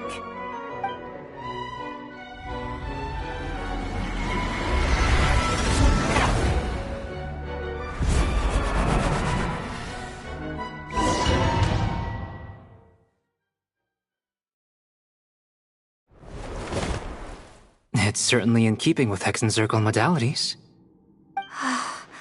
We've been shrunken down to chess piece size. Whoa, you're so tiny now! Take extra care of yourselves, okay? What is it? Nothing. It's just Paimon's voice is even louder than usual now I'm this size. She's always so energetic and lively. Nothing can dampen her spirits. Don't worry. He'll be back with her again in no time. You sound pretty confident, Albedo. Aunt Alice, I didn't realize you'd be personally conducting the trial. Well, since your mother has to recuse herself, who better than I to put your abilities to the test? I have prepared quite a riveting new performance just for you two. See? Defeat them in battle. Prove to me that you have what it takes to achieve your goal. Swashbuckle your way to victory like gallant fairy tale heroes.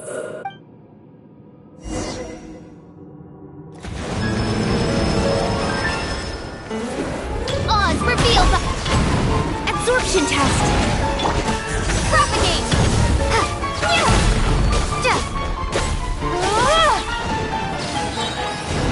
Feel this ancient power.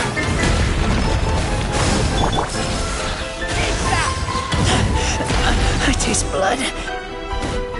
One square at a time is far too slow. Ramming speed! Witness my great undertaking. Yes, this is more light. Animal hypostasis by royal decree.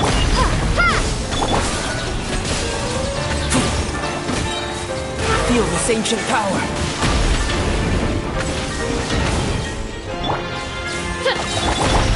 Scatter! Midnight Phantasmagoria!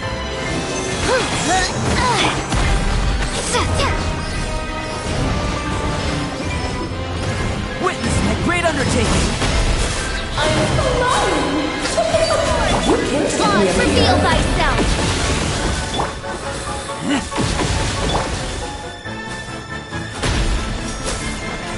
Propagate! Feel this ancient power. I can't lose. My reason to win are Coming to be.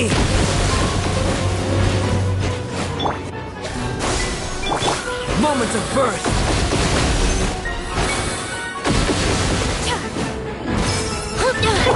By royal decree! We should present a united front.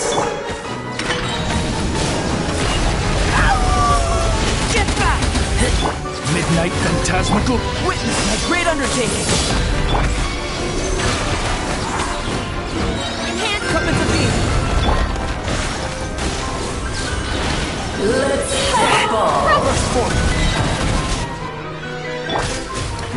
Reveal thyself! Feel this ancient power.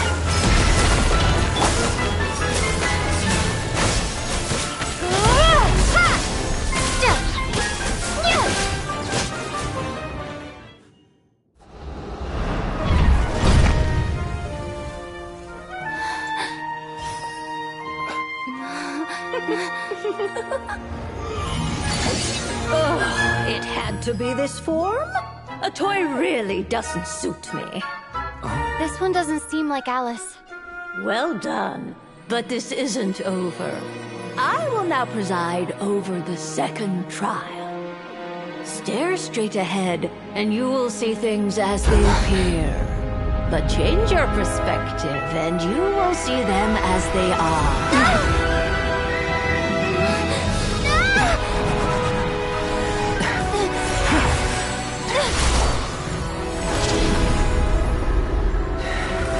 You okay?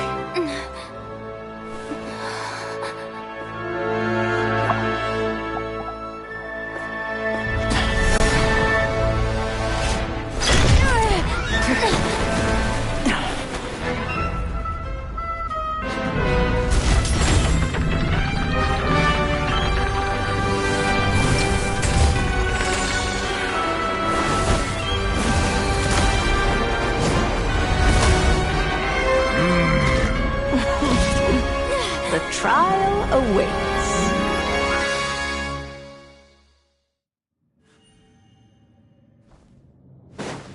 Only by turning the world on its head can we see its true colors. So, it begs the question, what do you see on the other side of this chessboard? Pawns earned true freedom the moment they gained legs with which to run. So, in the spirit of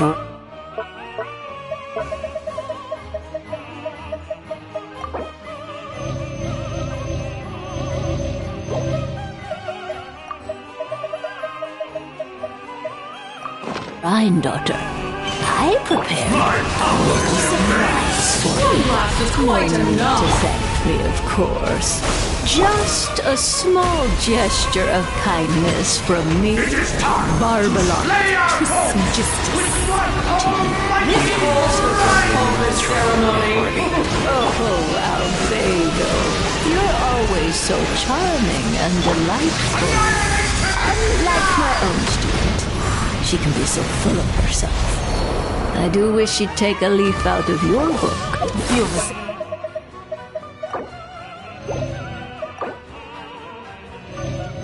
Ancient power. Live!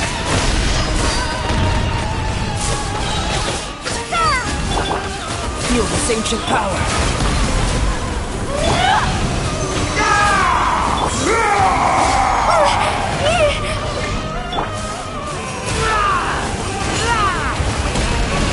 No rest for the wicked.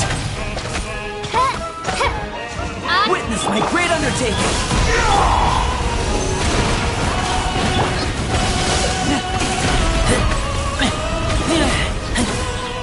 Shadow Raven, Oh, this is all getting rather dreary. Allow me, my darling. Witness my great undertaking. Ow! Coming for you.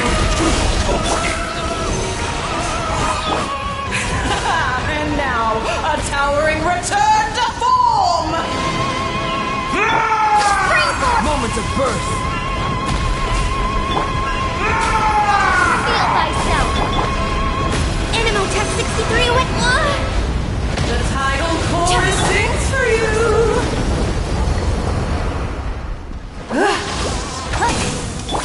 Feel this ancient power.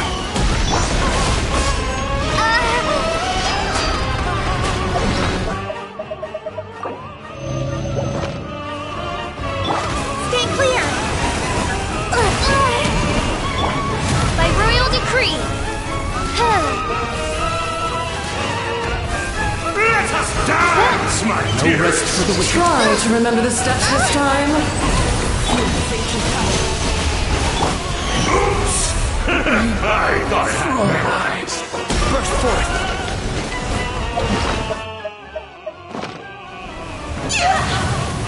Burst forth. It is time to slay our foe with blood. This calls for some pomp and ceremony.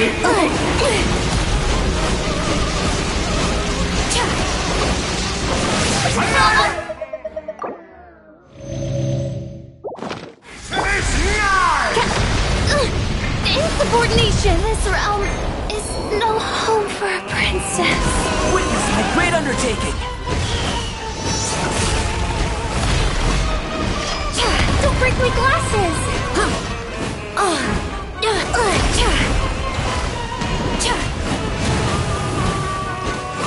Feel this ancient power. Oh, this is all getting rather dreary. Cliff!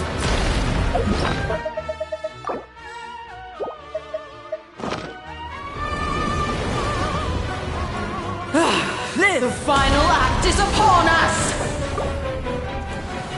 Stand clear! Feel this ancient power. Come into being!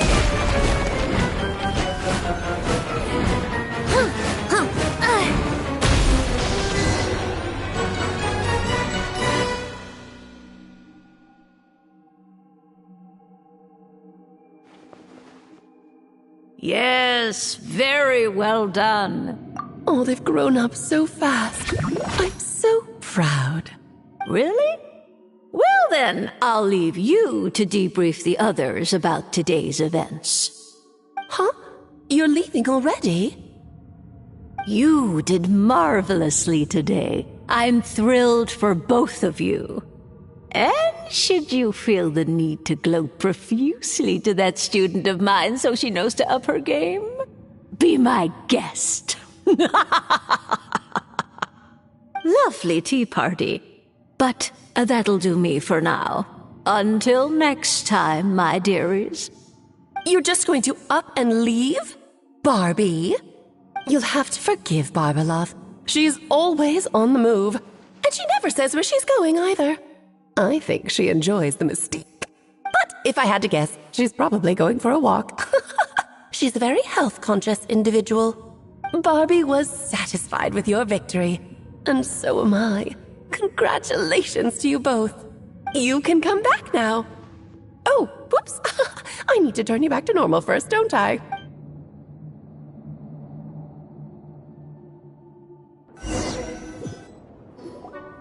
You're finally back! Great job! You made it all look so easy!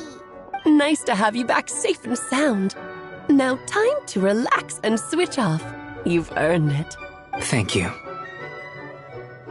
Once you've rested up, let me know when you're free, and we'll head to Dragonspine. To deal with the Dragon of Dragonspine, right? Indeed. The sooner we deal with Durin, the better.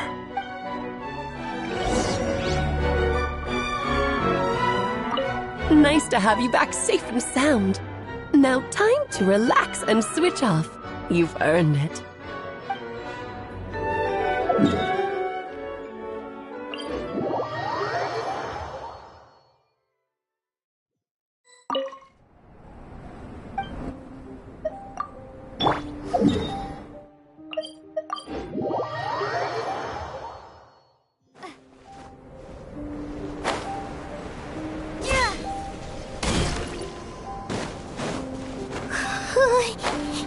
Yep, this place is as freezing as ever. Paimon's hands are turning to ice. Want to climb into my hood? You sure? Is it warm in there? It should take the edge off, and it might improve your mood. But I recommend finding a heat source for a more potent effect.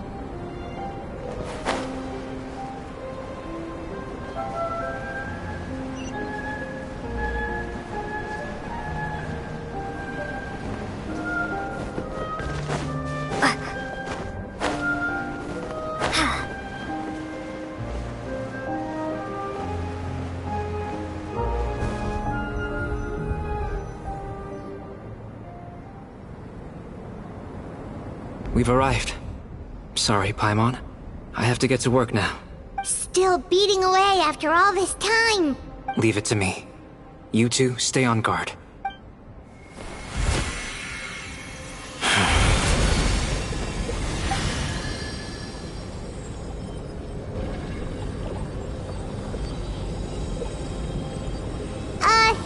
May Paimon ask a question? You may. Who is Durin to you? Do you think of him as one of your kind? And is he a dragon, person, animal, or monster? From an alchemical perspective, We're both artificial creations. But biologically speaking, we have no relation whatsoever. So, to say we are kin would be categorically incorrect. Sounds like you prefer humans to dragons then. It's not so much a matter of preference. Rather, as things stand, I would say I belong to the class of human, albeit a unique category thereof. But then again, most forms of life in this world possess some unique traits. I am perhaps the most unique among humans, in that I'm the only one of my kind. But soon, there will be another just like me. Assuming this alchemical project proves successful. I believe Mini-Durin already told you of his intent to replace the Durin of Dragonspine. After my conversation with him, he also expressed a strong interest in becoming human. It's a fascinating prospect. Not to mention an extremely challenging one. But I understand why he came to that decision. Well, understood in the broadest sense, this project deals with both the past and future, and stands to profoundly impact many lives. That, primarily, is what makes it worthwhile. Helping Mini-Durin become who he wants to be is a secondary consideration, though still a meaningful one. By contrast, my personal motivations are nothing so grand and meaningful. I'm just pursuing something I believe in. In my view, to cultivate life which the world cannot generate endogenously is to cultivate the world itself. Whatever aids life in attaining a greater level of perfection improves the world by doing so. It is not a question of whether this ought to be done or not, merely whether I wish to. The alchemical enterprise is concerned with deciphering and comprehending all forms of knowledge. That is the path I walk. Of course, that's not to say that this is just a science experiment to me.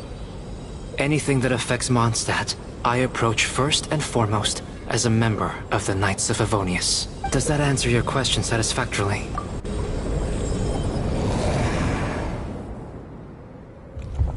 Finished. Looks like a golden energy has encased the dragon's heart. The whole heart would be too big. I don't need that much.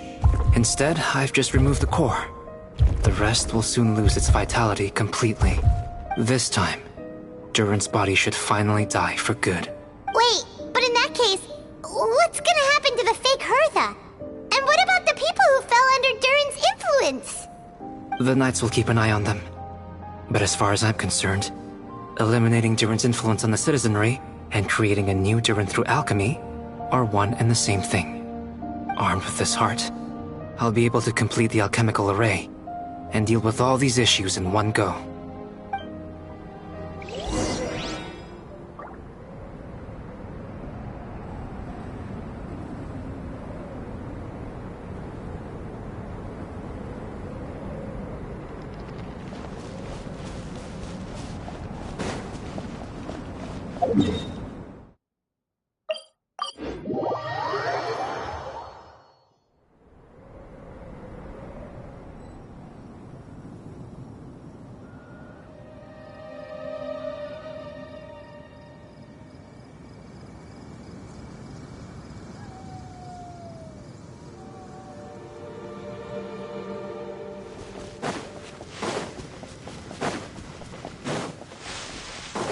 Adventuring on an empty stomach.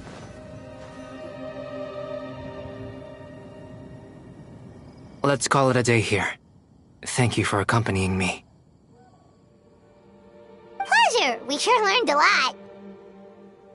Mondstadt's a lively place during the Windbloom Festival. You should take a look around and pick out some nice souvenirs for yourselves.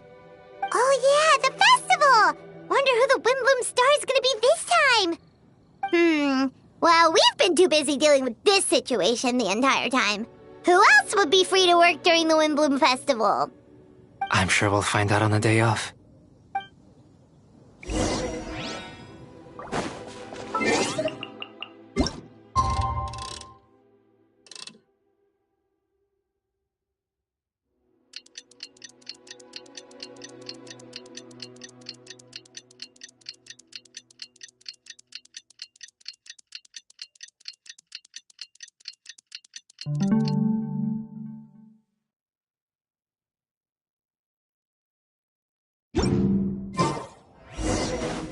Windbloom Festival is about to begin! Let's go check it out!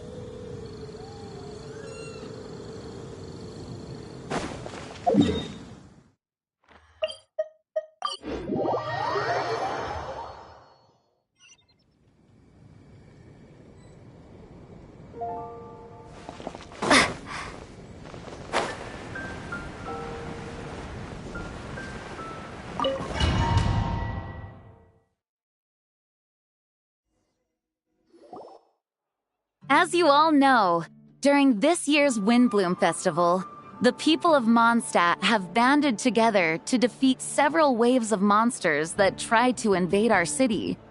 Accordingly, we would like to award the title of Windbloom Star to someone who made an outstanding contribution to the defense operation. This is someone who may not look like a strong warrior, but whose keen insights played a vital role in gaining control over the conflict. His words and songs always have a way of lifting people's spirits, and they were a great support to us all. Let's give a round of applause to this year's Windbloom Star, Venti the Bard. Wow! Amazing! Venti! Huh? No way! You're really gonna pick me? Why not? You're the perfect person for the job. Alright. Does that mean I get unlimited free drinks at the tavern? I'm sure they'll be more than happy to support this year's Windbloom Star. If you'd like, you can even take a drink while you give your acceptance speech to the crowd. In that case, instead of a speech, how about a song? Everyone! The best bard in the land is about to begin his performance, so don't go away! Gather round and lend me your ears!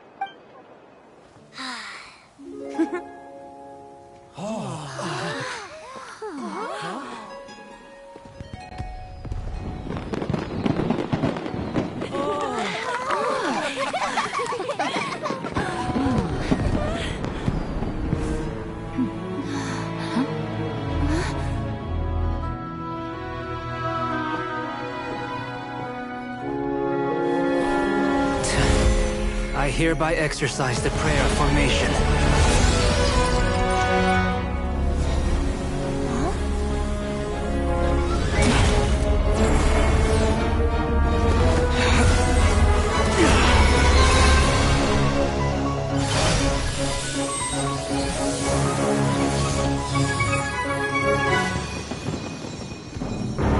Ubiquitous earth, flowing water, refining fire, fortifying wind.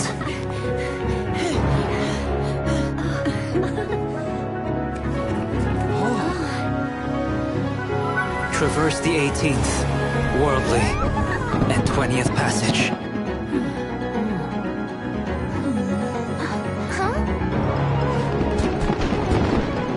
Emergent soul, enter the mortal realm. Elevate festering flesh into sacred blood and bone. O sages, witness my great undertaking.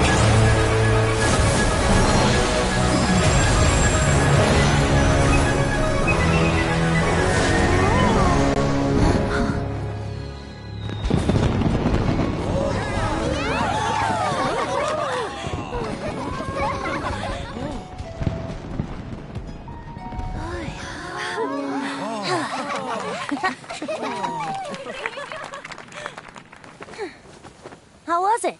Not bad, right?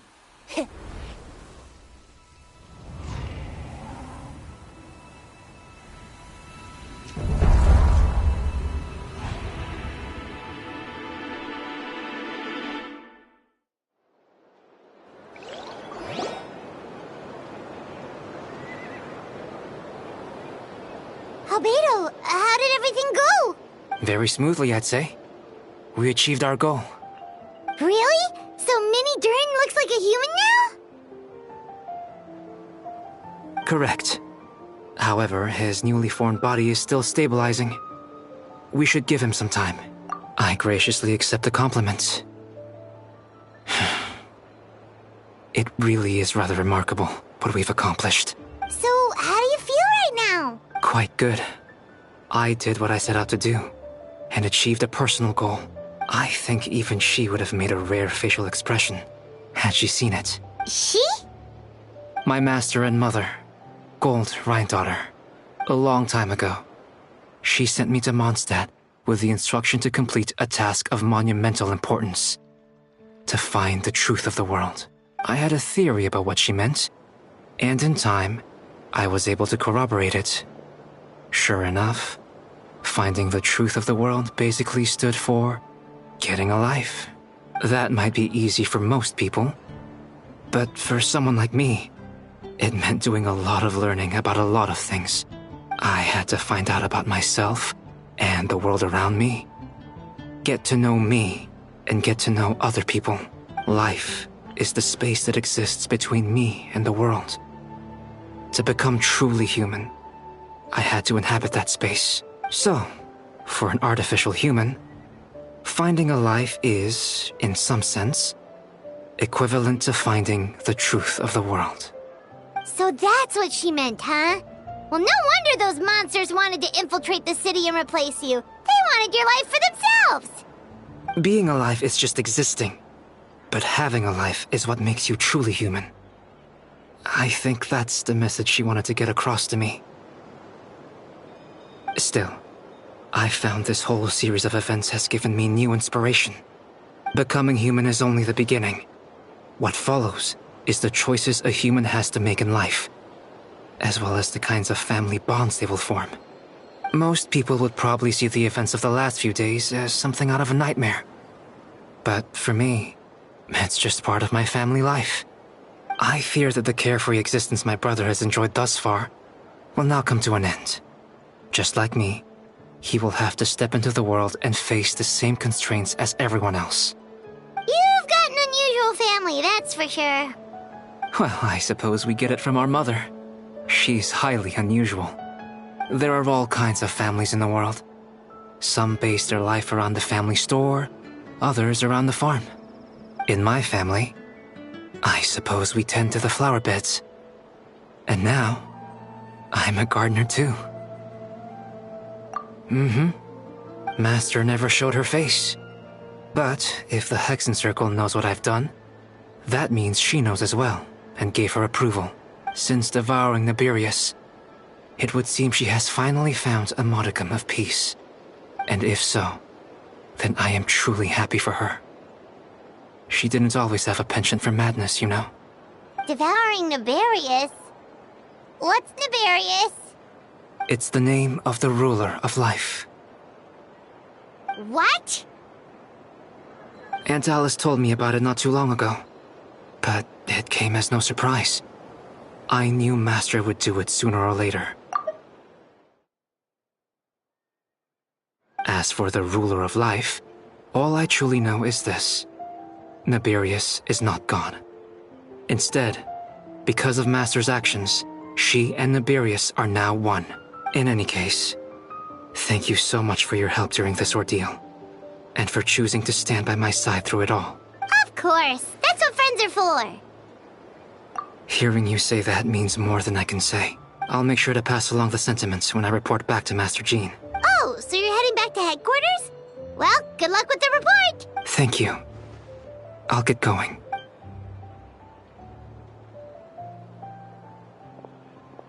Wow, this Windbloom Festival turned out to be a special one. It feels like we really made a difference. Oh, Paimon almost forgot! If the Windbloom star has already been chosen, what is this year's Windbloom gonna be? Wanna take a guess? Venti! You're back! Well, I couldn't keep my two dear friends in the dark about this year's Windbloom, now could I? What do you think of the Cecilia?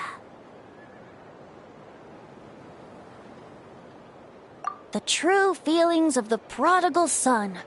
A sentiment as sweet and warm as a gentle spring breeze. Perfect for the season. Traveler, give me your hand.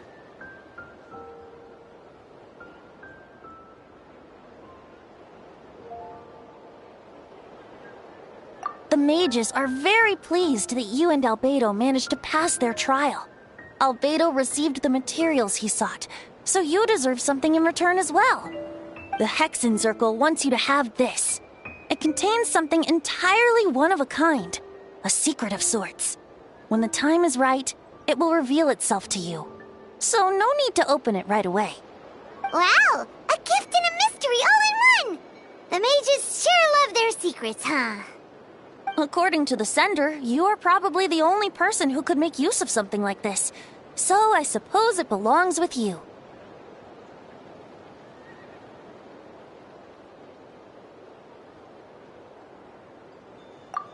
Well, all I did was deliver it. Although I did go to great lengths during this whole ordeal. I suppose a reward for my efforts wouldn't be out of the question. You've helped a lot, Venti. How about we treat you to a drink? Really? Oh, I'll hold you to that, you know. No going back on your word.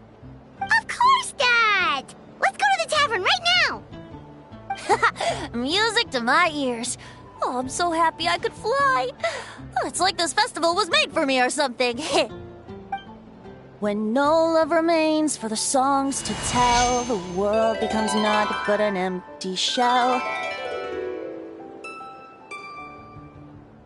Cruel is said fate, cruel it may be, were it not for a hero who could set us all free. Through shadows so cold, he saw wisdom untold, chasing a fragrance the wind only knows. Thus wistfulness waned and faded into night as he stepped from the darkness and into the light.